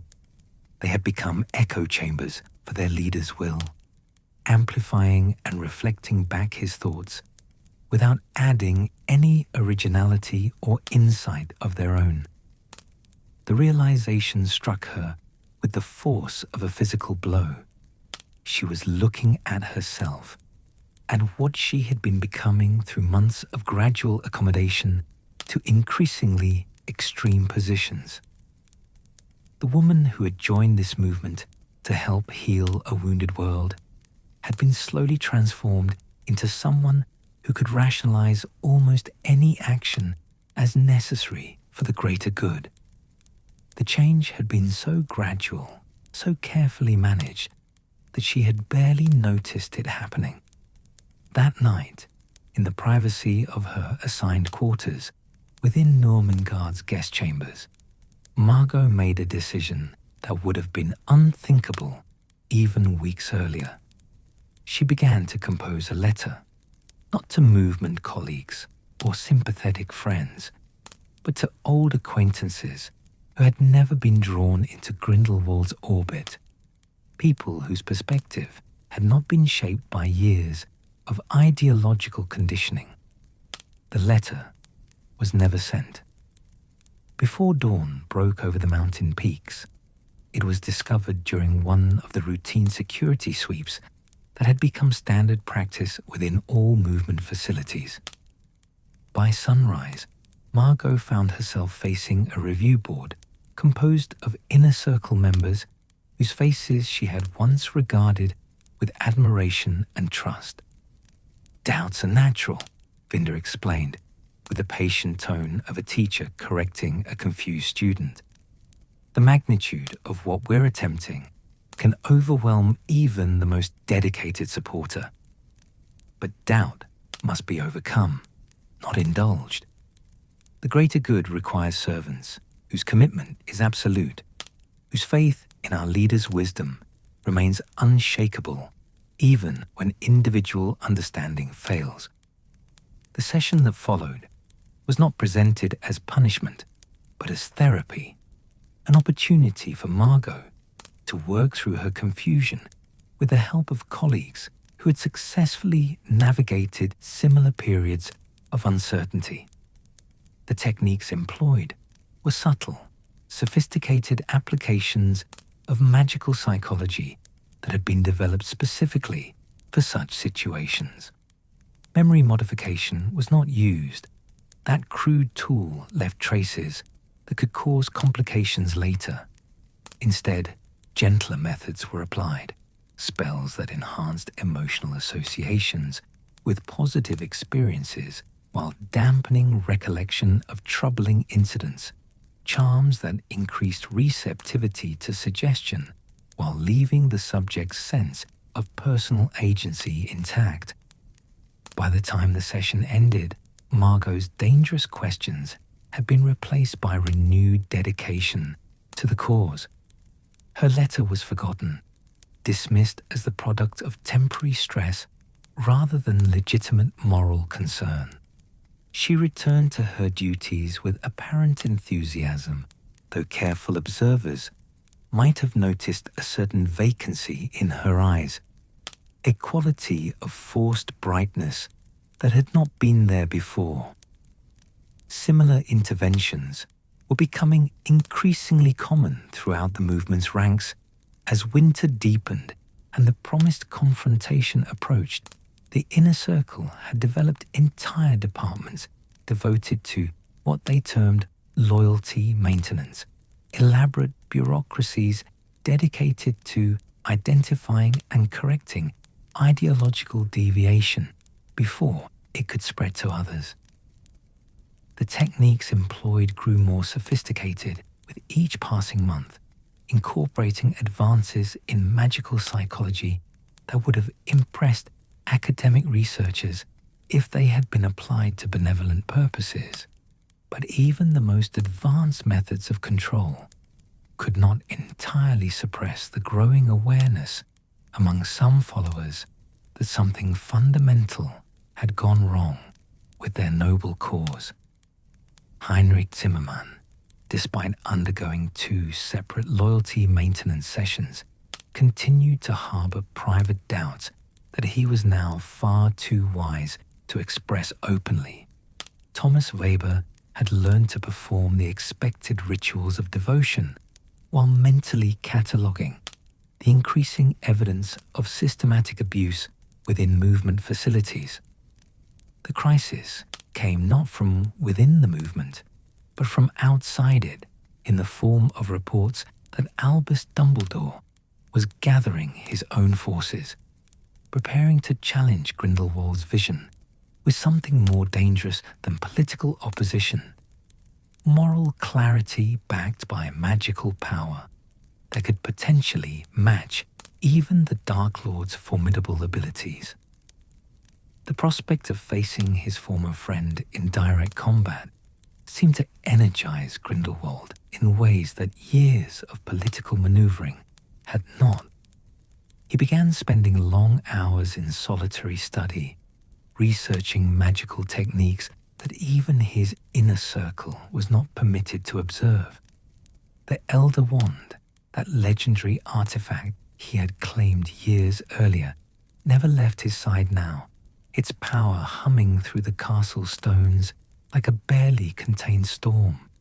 The final battle, when it came, was both more and less than the climactic confrontation that Grindelwald's followers had been led to expect. The magical duel between the two most powerful wizards of their generation was indeed a spectacle that would be remembered for centuries. Spells of devastating beauty and terrible power exchanged with the precision of master swordsmen, the very air around the combatants crackling with energies that made reality itself seem fragile and temporary. But for the thousands of followers who had gathered to witness their leader's inevitable triumph, the most devastating aspect of the confrontation was not its magical spectacular, but its moral clarity. Dumbledore fought not with the cold determination of a political opponent, but with the sorrowful certainty of someone who had once loved the man he was now forced to destroy. His every spell carried the weight of betrayed friendship, of dreams shared and abandoned, of paths that might have been taken but were now forever closed. The inner circle watched from Nurmengard's highest tower as their leader, the man whose vision had reshaped their entire understanding of right and wrong, fell beneath his former friend's wand. The Elder Wand, that symbol of ultimate magical authority, passed from Grindelwald's defeated grasp to Dumbledore's reluctant hand. With that simple transfer, years of careful construction collapsed like castles built on sand. The immediate aftermath was chaos. Some followers, so thoroughly conditioned to obedience that they could not function without clear direction, stood paralyzed by their leader's defeat. Others fled immediately, abandoning years of ideological commitment in favor of saving whatever could be saved of their previous lives. A few, the most deeply indoctrinated, attempted to continue resistance in Grindelwald's name, only to discover that their magical abilities, enhanced for so long by absolute faith in their cause, had withered along with their certainty. Vinda's response was perhaps the most tragic of all. Unable to accept that the cause she had served with such dedication was fundamentally flawed, she chose to interpret Grindelwald's defeat as a temporary setback, a test of faith that required even deeper commitment from his surviving followers. She gathered the inner circle's remnants and attempted to maintain the movement's organizational structure, as though sheer force of will could resurrect what moral revelation had destroyed. But the foundation was gone.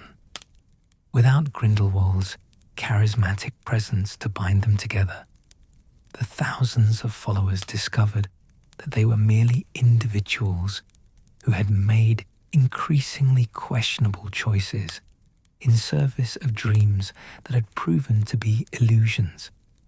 The philosophical framework that had once made even extreme actions seem justified crumbled when exposed to honest examination. Abernathy, captured during the battle's aftermath and facing trial for his role in the movement, found himself unable to explain to the investigating authorities how he had come to participate in activities that now seemed obviously evil. The process had been so gradual, the justifications so carefully constructed, that he could trace no clear moment when good intentions had transformed into complicity with darkness. Each individual step had seemed reasonable at the time, each compromise justified by circumstances that now appeared to have been manufactured for the specific purpose of eliciting such compromises. Kral's fate was perhaps more merciful. He died in the battle itself, struck down while attempting to defend the castle's lower levels, where his workshop had produced so many instruments of control and coercion. His final thoughts, according to those who recovered his body, seemed to express not regret for his actions, but confusion about how weapons designed to serve the greater good had come to be wielded in service of something that felt increasingly like its opposite. The trials that followed Grindelwald's defeat revealed to the wider wizarding world the full extent of the movement's activities during its years of power. Evidence emerged of systematic memory modification on a scale previously unimaginable, of magical experiments conducted on unwilling subjects, of entire communities relocated or eliminated to serve strategic objectives. The idealistic rhetoric about gradual revelation and benevolent guidance was exposed as camouflage for a program of domination that differed from previous dark movements only in its sophisticated presentation and the genuine sincerity of many of its participants. For those followers who survived the trials and managed to rebuild some semblance of normal life, the most difficult challenge was not legal punishment, but psychological recovery. They had spent years surrendering their moral autonomy to a cause that promised to think for them, to resolve all ethical dilemmas through reference to a single overriding principle. Learning to make independent moral judgments again required reconstructing the very foundations of personality and belief. Some never managed it. Heinrich Zimmermann spent his remaining years in a kind of ethical paralysis, unable to trust his own judgment after discovering how thoroughly it had been compromised by sophisticated manipulation. He lived quietly on the margins of magical society, supporting himself through mechanical translation work that required no significant decision-making, his mind permanently scarred by the recognition of how completely he had been deceived about both the movement's true nature and his own moral reliability. Others, like Thomas Weber, threw themselves into work aimed at understanding and preventing the psychological techniques that had made their seduction possible. The healing magic he had once hoped to use in service of global transformation was redirected toward helping other former followers recover their capacity for independent thought and ethical reasoning. As winter gave way to spring and the immediate shock of Grindelwald's defeat began to settle into historical memory, the wizarding world began the long process of understanding how such a catastrophic movement had been possible. The questions that emerged were not comfortable ones. How had so many intelligent, well-intentioned individuals been drawn into complicity with systematic evil? What vulnerabilities in human nature had been exploited so effectively? And most disturbing of all, how could similar exploitation be prevented in the future? The answers, when they came, offered little comfort to those who preferred to believe that evil was easily recognizable and that good people would naturally resist it. The truth revealed by careful study of Grindelwald's methods was far more unsettling. Under the right circumstances, with sufficient skill and patience, almost anyone could be gradually led from noble intentions to horrible actions through a process so subtle that the victims never realized they were being manipulated. The rise and fall of Grindelwald's followers had demonstrated that the greatest dangers to civilization came not from obviously malevolent individuals, but from those who combined genuine idealism with the arrogance to believe that their noble ends justified any necessary means. The road to atrocity, it turned out, was paved not with evil intentions, but with good ones that had been slowly corrupted by the intoxicating drug of absolute certainty. As the last of his followers scattered to whatever futures they could salvage from the wreckage of their misplaced faith, Grindelwald himself sat alone in the tower prison he had built as a monument to his own power. The dreams of transformation that had once burned so brightly in his mind had been reduced to ashes, but even in defeat, he could not entirely abandon the belief that his vision had been correct, that only the methods had been flawed. The god had fallen from grace, dear listener, but the wreckage of his attempted ascension would continue to shape the wizarding world for generations to come. In the gentle months that followed the great confrontation, dear listener, as spring sunshine tried to warm a world still shivering from the chill of recent revelations, the scattered remnants of Grindelwald's movement found themselves facing a challenge far more daunting than any they had encountered during their years of zealous service. They had to learn, slowly and painfully, how to live as themselves again, not as extensions of a grand vision or instruments of historical necessity, but as individual human beings responsible for choices they were only beginning to understand they had made.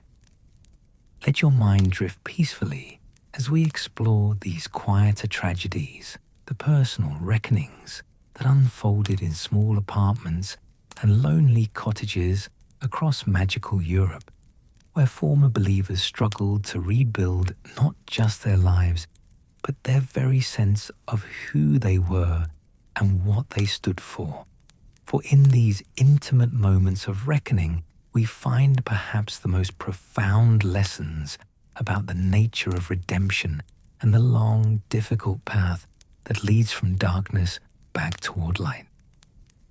Helena Rosier sat in her small Vienna apartment, the same rooms where she had once planned strategies for magical revolution, surrounded now by the detritus of a life she could barely remember living.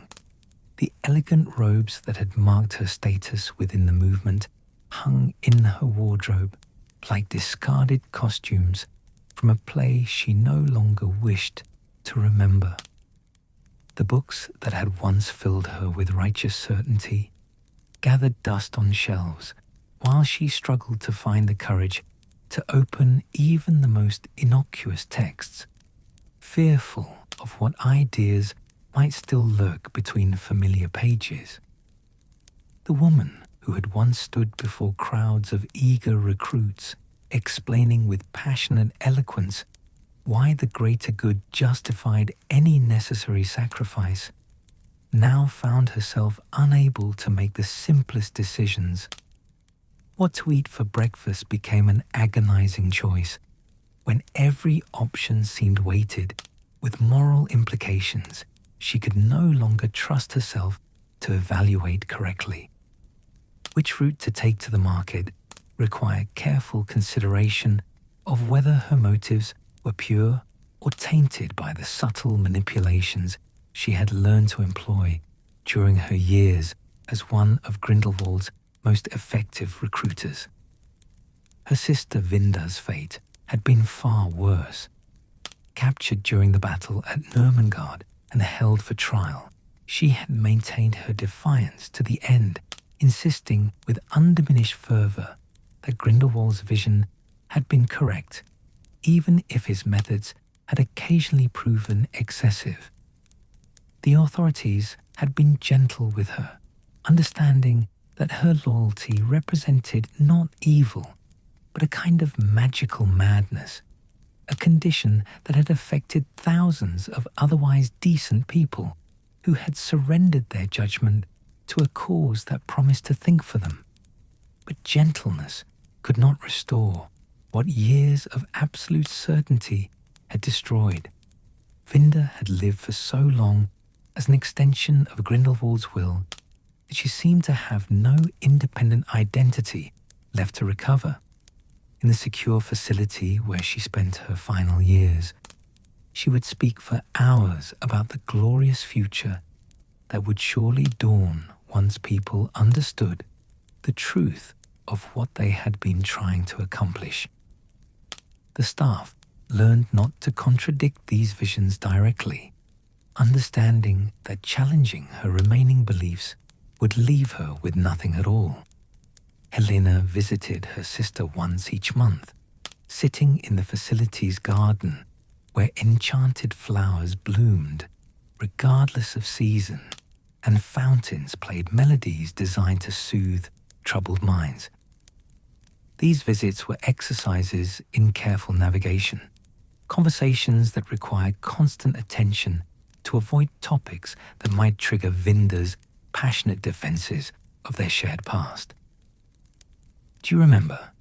Vinda would ask during one such visit, her eyes bright with the fever of unexamined faith.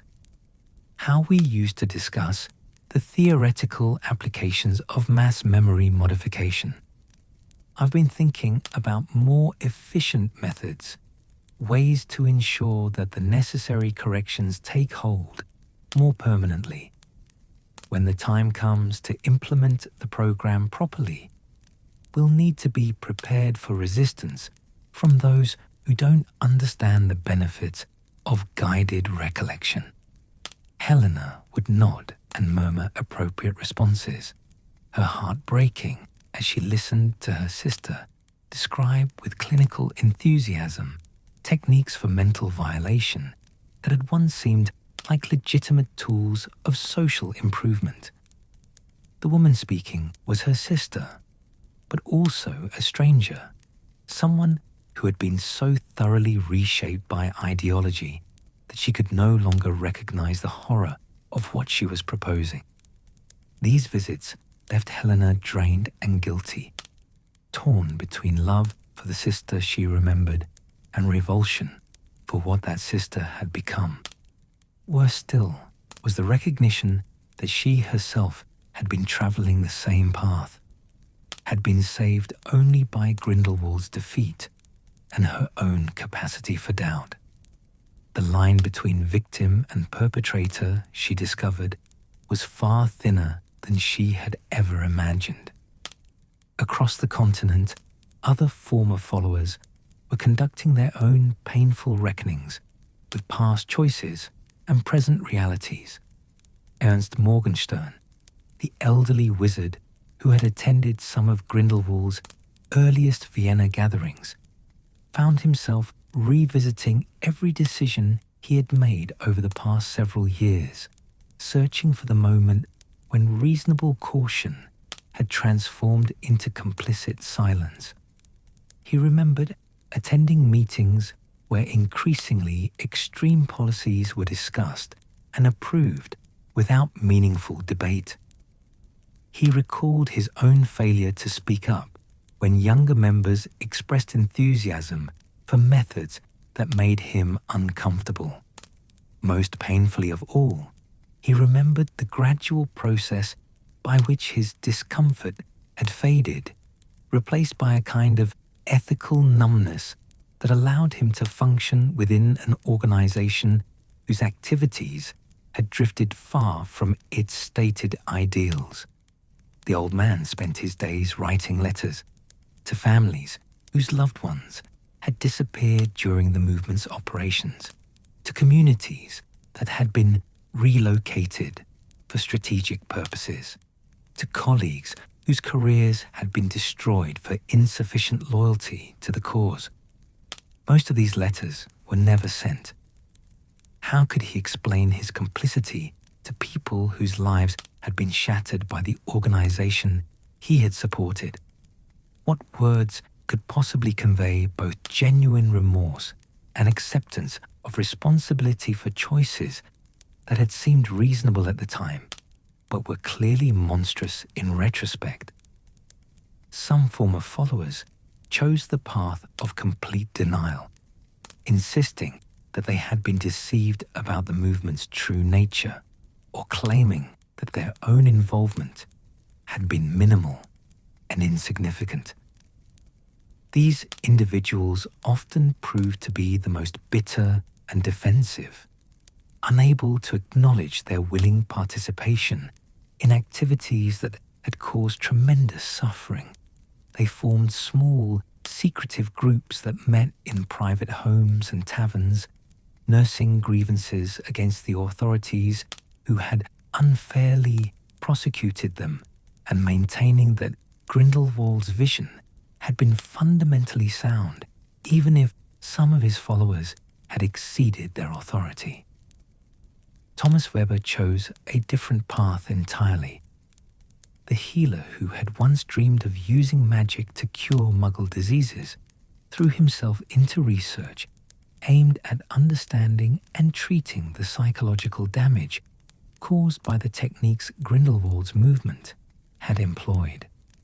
His work brought him into contact with dozens of former followers who were struggling to rebuild their identities and moral frameworks, and through them, he began to develop a deeper understanding of how ordinary people could be gradually led into complicity with systematic evil. His clinic, established in a quiet neighborhood of Munich, where the sound of church bells mixed with the calls of street vendors, became a refuge for those seeking to recover from what he termed ideological trauma. The condition was poorly understood by most magical healers, who focus on treating obvious symptoms like depression and anxiety while ignoring the underlying damage to patients' capacity for independent moral reasoning. The most insidious aspect, Thomas would explain to colleagues who visited his clinic to observe his methods, is not the false beliefs that were implanted, but the destruction of the patient's confidence in their own ability to distinguish truth from falsehood, right from wrong. They surrendered their moral autonomy so gradually that they often don't realize it's gone until they try to make independent ethical decisions again. His treatment approaches combined magical healing techniques with careful reconstruction of patients' personal histories, helping them trace the step-by-step process by which their judgment had been compromised. The work was slow and often frustrating. Many patients resisted efforts to examine their past choices, preferring to maintain comfortable illusions about their own innocence rather than face the painful truth of their gradual corruption. One of his most challenging cases was Wilhelm Krause, a former regional coordinator who had supervised the relocation of several hundred Muggle families whose villages had been deemed inconveniently located for strategic purposes. Wilhelm came to the clinic in a state of complete psychological collapse, unable to understand how he had participated in activities that he now recognized as clearly evil. "I'm not a bad person," he would repeat during therapy sessions, his voice carrying the desperate intensity of someone trying to convince himself as much as his therapist. I joined the movement to help people, to make the world better.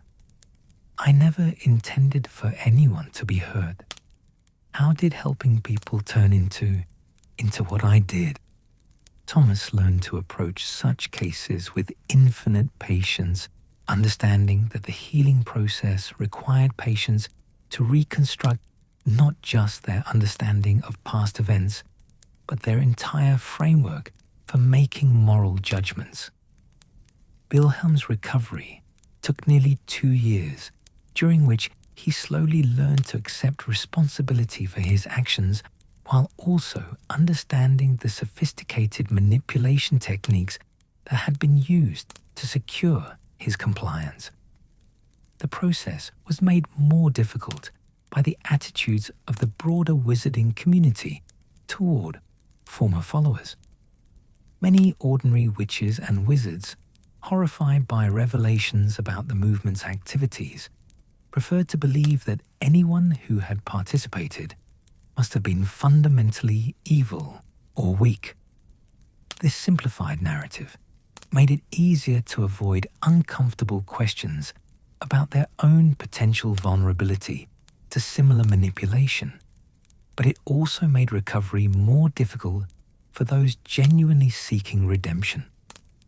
Some former followers found solace in retreat from magical society entirely, establishing small communities in remote areas where they could live quietly while working to atone for their past actions. These settlements often focused on simple, beneficial work, growing food for those in need, crafting useful items without magical enhancement, providing basic services to isolated Muggle communities who had no idea of their helpers' past affiliations. One such community developed in the Scottish Highlands, where a group of former Inner Circle members established what they called the Haven, a collection of simple cottages and workshops where they pursued lives of deliberate modesty and service. The community was led by Marcus Blackwood, who had once served as one of Grindelwald's most trusted lieutenants, and now spent his days tending a garden where he grew medicinal plants that were distributed freely to anyone who needed them. We can't undo what we did. Marcus would tell visitors who came seeking to understand how former believers were attempting to rebuild their lives. We can't bring back the people who died because of our choices, or restore the memories that were stolen, or heal all the communities that were damaged by our actions. But we can spend whatever years remain to us in service to others, trying to add some small measure of good to a world that we helped make darker. The Haven's residents lived under self-imposed rules that would have seemed harsh to most wizards, but felt necessary to people who had lost faith in their own moral judgment. They owned no more than they absolutely needed, made decisions collectively to prevent any individual from accumulating too much influence, and devoted most of their time to work that directly benefited others. The lifestyle was austere, but not joyless.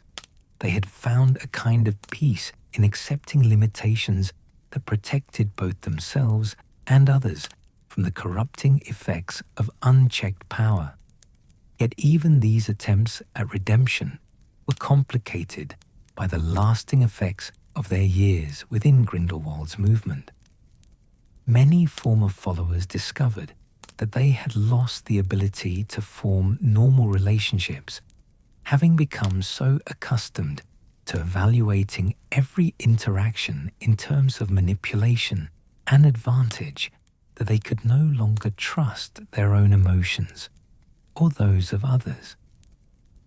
Helena experienced this difficulty acutely when she attempted to reconnect with friends from her life before the movement.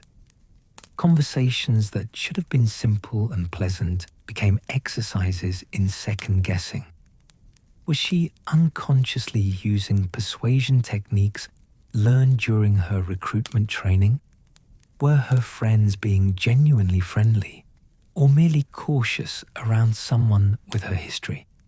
Did her own reactions to their words reflect honest emotions or responses conditioned by years of ideological training?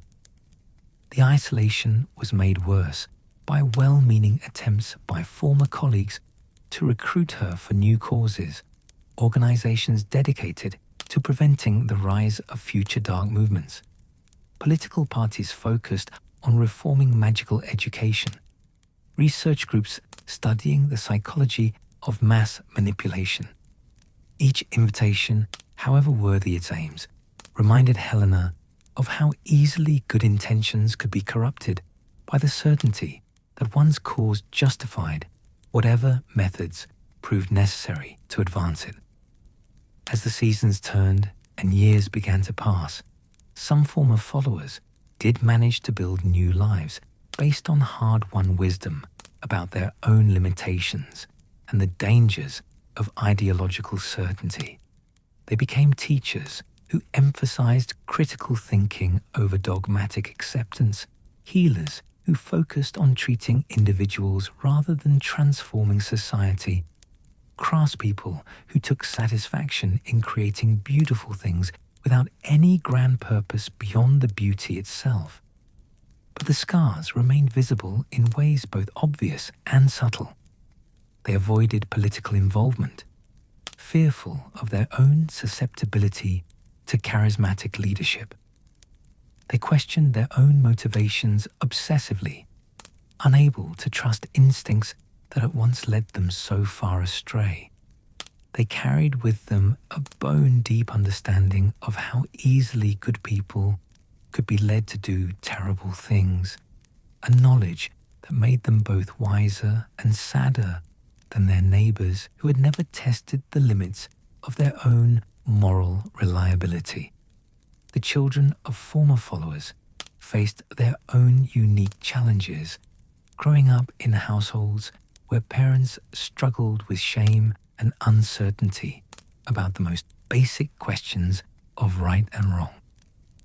Some of these families managed to use their painful experiences as teaching opportunities, helping their children understand the importance of independent moral reasoning and skepticism toward anyone who claimed to have simple answers to complex problems. Others found the burden too heavy to bear, dissolving under the weight of secrets that couldn't be shared and guilt that couldn't be assuaged.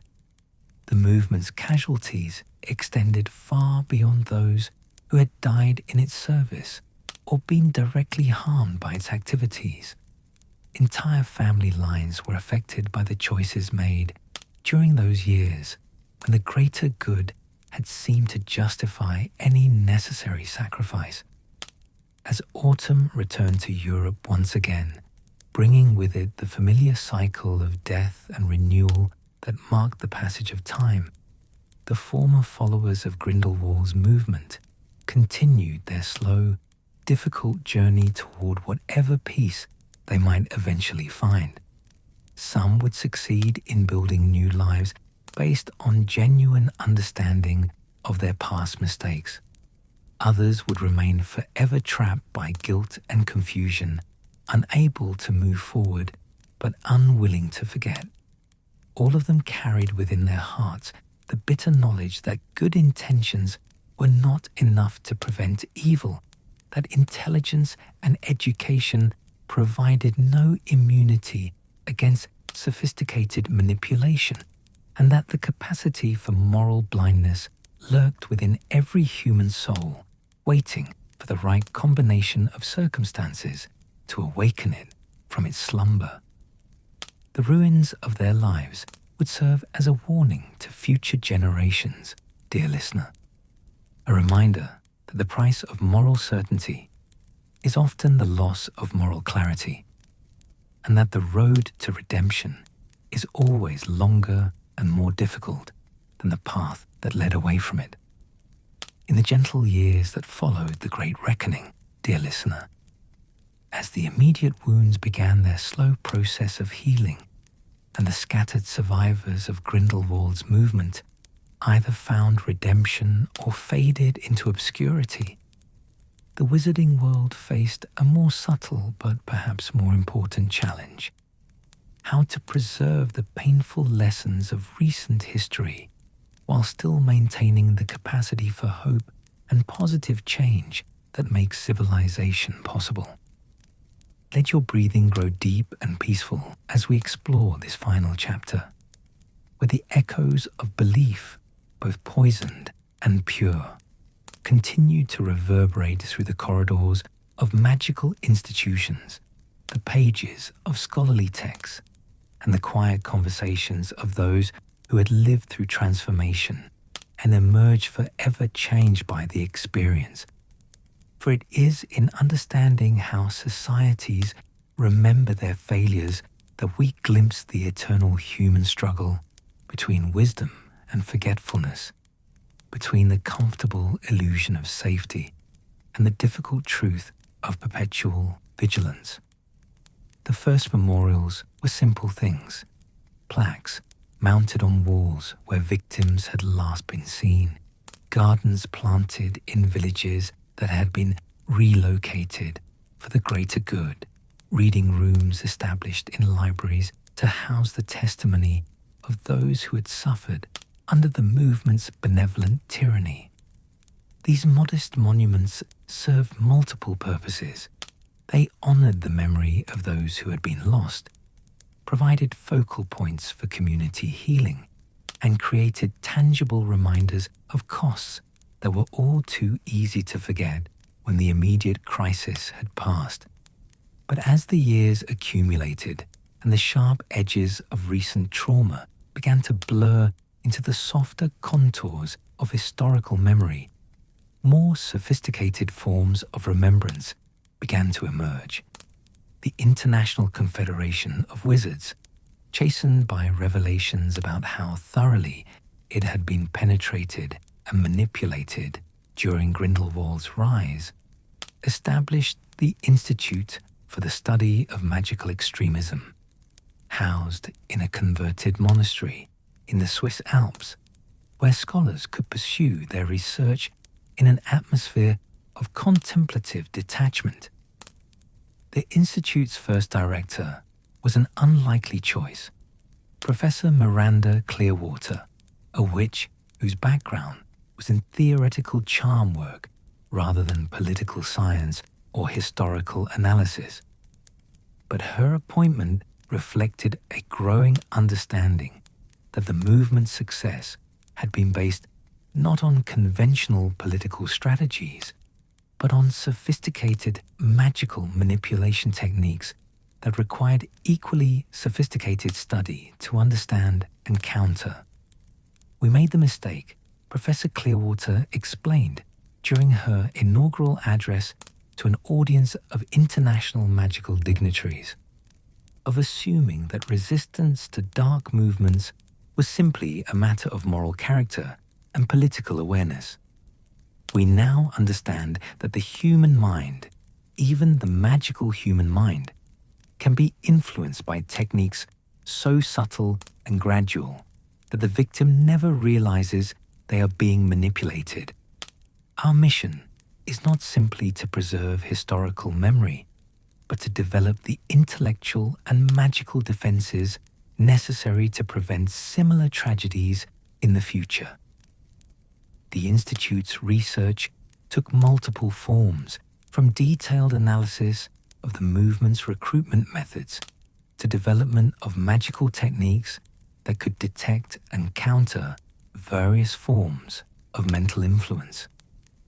Graduate students from magical schools throughout the world came to study case histories of former followers, learning to recognize the warning signs of ideological extremism before it reached the point of violent action.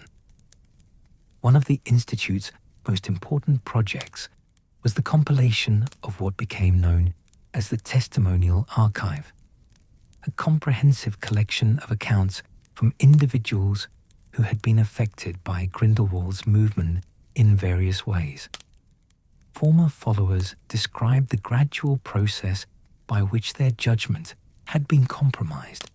Victims recounted the experience of having their memories modified or their communities disrupted, and outside observers documented the subtle changes they had noticed in friends and family members who had been drawn into the cause. The archive served multiple purposes beyond mere historical preservation. Researchers used it to identify common patterns in recruitment and indoctrination techniques, developing taxonomies of manipulation that could be taught to future generations of magical law enforcement officials and political leaders. Healers like Thomas Weber drew on its resources to refine their treatment methods for ideological trauma. Most importantly, it provided a resource for ordinary witches and wizards who wanted to understand how intelligent, well-meaning people could be gradually led into complicity with systematic evil. Reading through the archive required considerable emotional resilience. Account after account described the same basic pattern: initial attraction to noble ideals, gradual acceptance of increasingly questionable methods, progressive isolation from outside perspectives, and eventual discovery that they had been participating in activities that violated their deepest moral convictions. The repetition was both boring and terrifying. Boring because the pattern was so predictable once understood. Terrifying because it suggested that almost anyone could be vulnerable under the right circumstances. Helena Rosier contributed her own testimony to the archive during its third year of operation, describing in painful detail her journey from idealistic young witch to recruitment specialist for a movement she now recognized as fundamentally evil. The process of writing her account proved to be unexpectedly therapeutic, forcing her to examine her experiences with the kind of analytical detachment that had been impossible during the years immediately following Grindelwald's defeat. "I wanted to believe," she wrote in one particularly revealing passage, "that we were special, that we had been chosen by history to guide the world toward a better future. This desire to be part of something significant made me willing to overlook increasingly obvious warning signs. Each compromise seemed small when viewed individually, but together they transformed me into someone I would not have recognized when I first heard Grindelwald speak in that Vienna cafe." Her account became one of the archive's most frequently consulted documents, not because her experience was unique, but because she possessed the analytical skills and emotional honesty necessary to dissect her own seduction with clinical precision. Students and researchers found in her testimony a clear illustration of how sophisticated manipulation techniques could overcome intelligence, education, and moral training when applied with sufficient skill and patience. The Institute's work gradually influenced magical education throughout the wizarding world. Hogwarts, Beauxbatons, Durmstrang, and other major schools began incorporating mandatory courses on critical thinking and resistance to mental influence into their curricula. Students learned not only how to recognize and counter direct magical attacks on their minds, but also how to maintain intellectual independence in the face of charismatic leadership and peer pressure. These educational reforms were not without controversy. Some parents and educational traditionalists argued that focusing on the dangers of manipulation would make students overly suspicious and cynical, unable to participate effectively in normal social and political life. they worried that children taught to question everything would become unable to commit themselves to any cause or leader, creating a generation of moral relativists incapable of decisive action when faced with genuine crises. The debate was resolved, at least partially, through the development of what became known as the Clearwater Method, an educational approach that taught students to distinguish between healthy skepticism and paralyzing doubt, between legitimate authority and manipulative control, between reasonable compromise and gradual corruption. The method emphasized practical skills rather than abstract theories, teaching students to recognize specific techniques of influence while maintaining their capacity for trust and cooperation when such attitudes were appropriate. Professor Clearwater herself became something of a celebrity in the years following the Institute's establishment, traveling throughout the magical world to lecture on the psychology of extremism and the development of intellectual defenses against manipulation.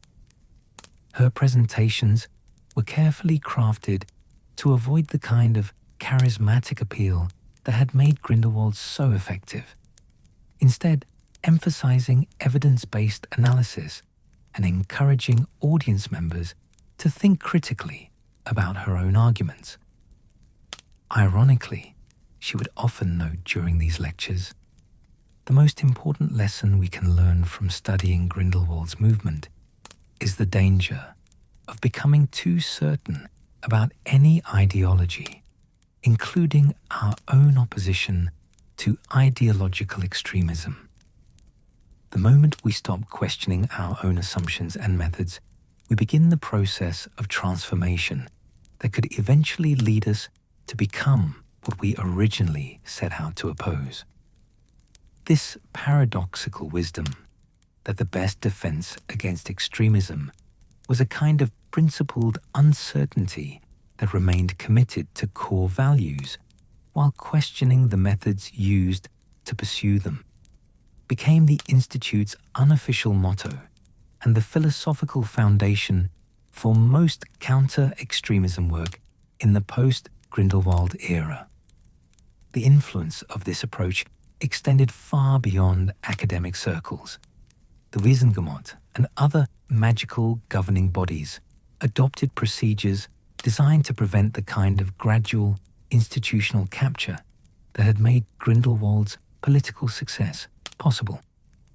New laws required that significant policy changes be debated over multiple sessions with mandatory cooling-off periods, that decision-makers rotate regularly to prevent the accumulation of too much power in individual hands, and that minority opinions be formally recorded and preserved even when they were rejected by majority votes. These procedural safeguards were supplemented by more fundamental changes in magical political culture.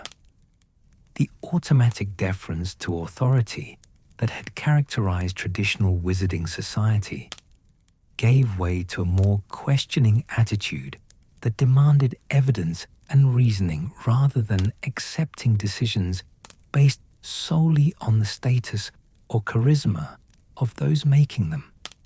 Political movements that promised simple solutions to complex problems found themselves subjected to much more rigorous scrutiny than had been typical in previous generations. The changes were not limited to formal political structures. Magical communities throughout the world experienced what historians would later term the Great Questioning, a period of intensive examination of traditional beliefs, practices, and assumptions that had previously been accepted without serious debate. Ancient families found their claims to superior wisdom challenged by younger generations who had learned to distinguish between legitimate expertise and mere prejudice dressed up in traditional garb. established magical institutions discovered that their authority now depended on their ability to demonstrate actual competence rather than simply invoking historical precedent. Some observers worried that this pervasive skepticism would undermine the stability and continuity that had long been hallmarks of magical civilization. They argued that a society in which everything was constantly questioned would lose the shared assumptions and common purposes necessary for effective collective action. The fear was that the cure for extremism might prove worse than the disease, creating a fractured and paralyzed community incapable of responding decisively to genuine threats. These concerns were not entirely unfounded. The immediate post-Grindelwald period saw increased political instability in many magical communities, as established leaders found their authority challenged and new movements struggled to build support among populations that had become deeply suspicious of any form of organized political action. Some important reforms were delayed or abandoned because of excessive caution about the dangers of change, while legitimate problems went unaddressed because potential solutions were subjected to such exhaustive analysis that decisive action became impossible. But gradually, a new equilibrium emerged, one that balanced necessary skepticism with practical effectiveness, healthy doubt with constructive action. Magical societies learned to distinguish between the kind of questioning that prevented extremism and the kind that prevented all progress. They developed institutions that could function effectively while remaining accountable to populations that had learned never again to surrender their critical faculties to charismatic leadership. The memorial culture that developed during these years reflected this hard-won wisdom. Rather than simple monuments to victims or celebrations of heroes, the commemorative installations that appeared throughout the magical world emphasized complexity, ambiguity, and the ongoing nature of moral choice. The memorial garden at Nurmengard, established on the grounds of Grindelwald's former stronghold, contained not only tributes to those who had suffered under his regime, but also thoughtful acknowledgments of the sincere idealism that had motivated many of his followers. Visitors to the memorial garden walked along paths that led them through different perspectives on the historical events being commemorated. One section focused on the experiences of victims, another on the testimony of former followers, a third on the broader social and political conditions that had made the movement's success possible. The design encouraged contemplation rather than simple emotional response, challenging visitors to think deeply about the complex moral questions raised by the history they were witnessing. Perhaps the most powerful element of the memorial garden was the mirror gallery, a circular chamber lined with enchanted mirrors that reflected not the visitor's physical appearance, but their capacity for moral growth and moral blindness. The mirrors were calibrated to respond to the observer's thoughts and emotions, showing glimpses of the choices they might make under various circumstances, the compromises they might accept, the lines they might be persuaded to cross if the right combination of pressure and justification were applied. The experience was often disturbing, but it served an important purpose.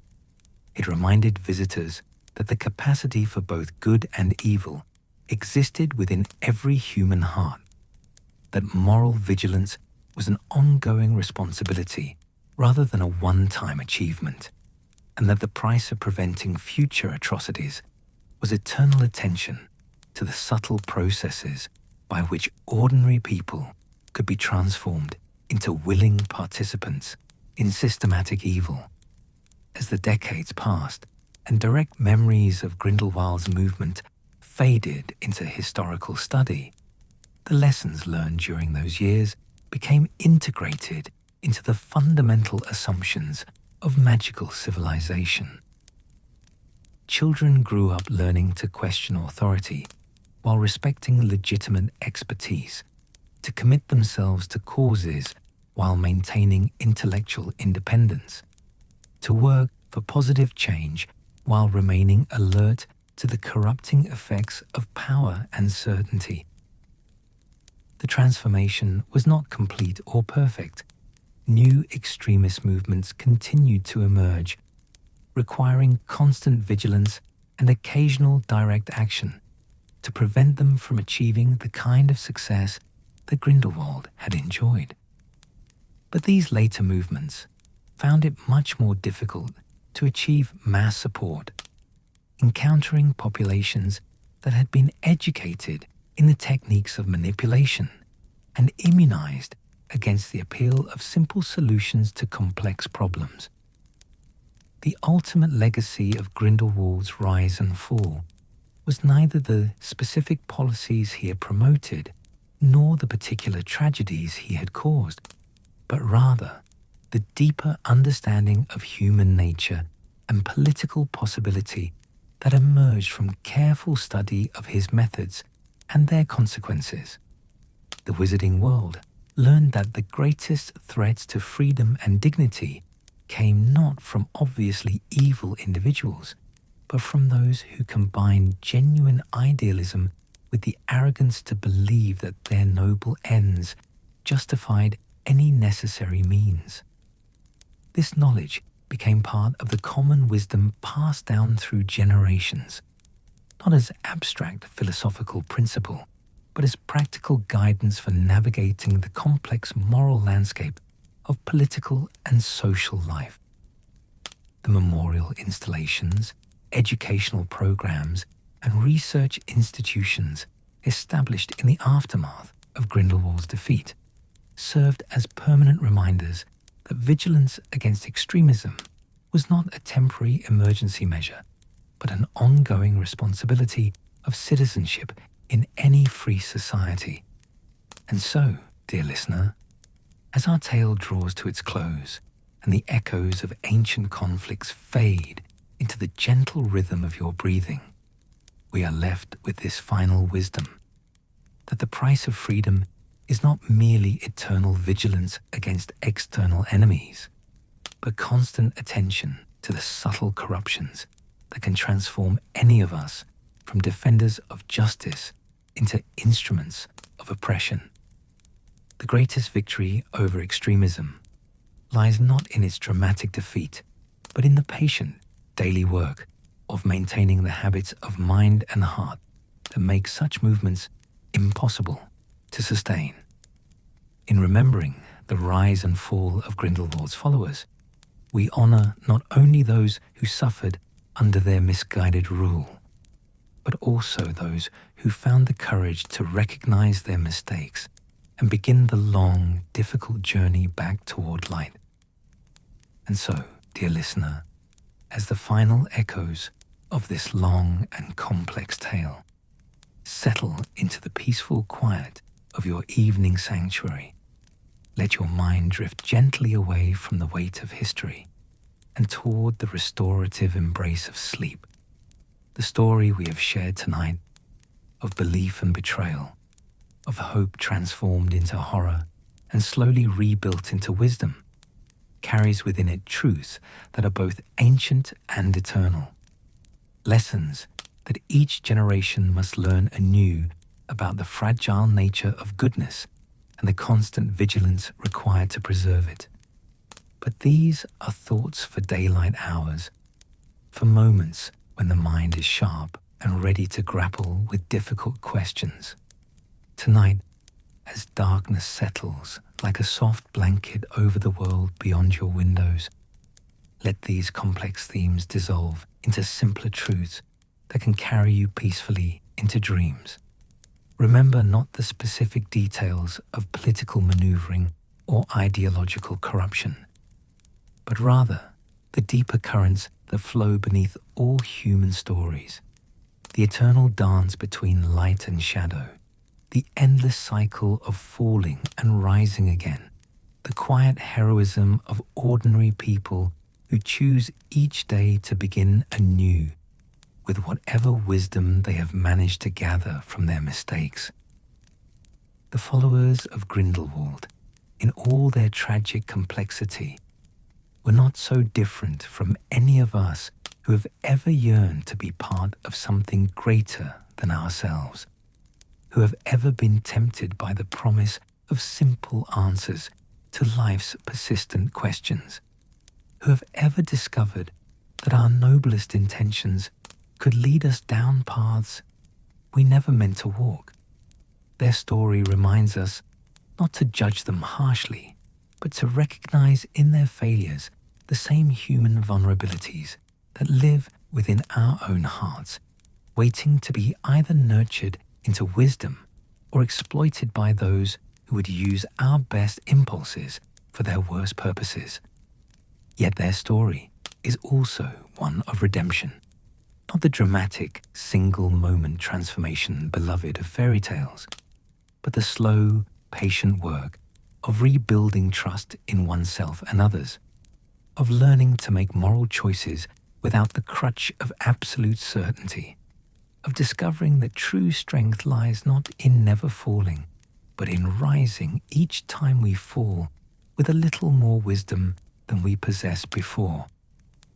Helena Rosier, sitting in her small apartment and learning to make breakfast decisions without the weight of cosmic significance, represents a kind of heroism that is far more common and perhaps more valuable than the dramatic gestures that capture headlines and inspire legends.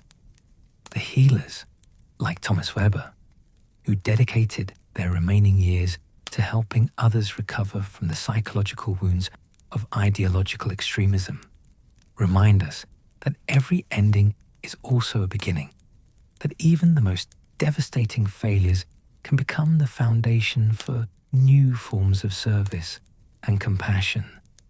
The communities like the Haven, where former believers learn to live with deliberate simplicity and mutual accountability, demonstrate that it is possible to transform guilt into purpose, regret into wisdom, the ashes of shattered certainty into the fertile soil from which new growth can emerge, and the institutions that arose in the aftermath, the memorial gardens with their complex acknowledgement of moral ambiguity, the Institute with its patient study of human susceptibility to manipulation, the educational reforms that taught new generations to think critically while maintaining their capacity for commitment.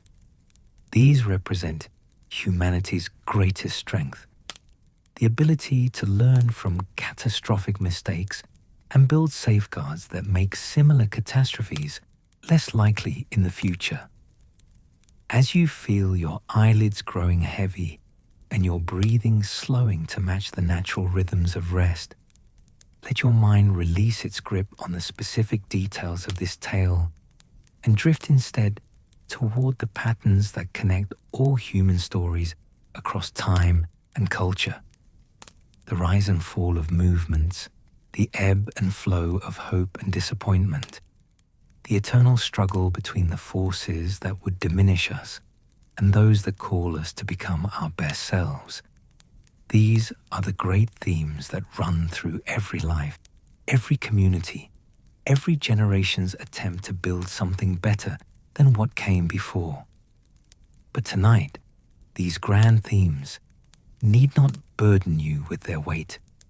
Instead, let them settle into the deeper currents of your sleeping mind, where they can work their quiet alchemy, transforming the raw material of experience into the kind of wisdom that emerges not from intellectual analysis, but from the mysterious process by which stories become part of us, shaping our understanding in ways we may never fully comprehend, but can always trust to guide us toward greater compassion and clearer sight. The wizarding world that emerged from the ashes of Grindelwald's movement was not perfect. No human institution ever achieves perfection.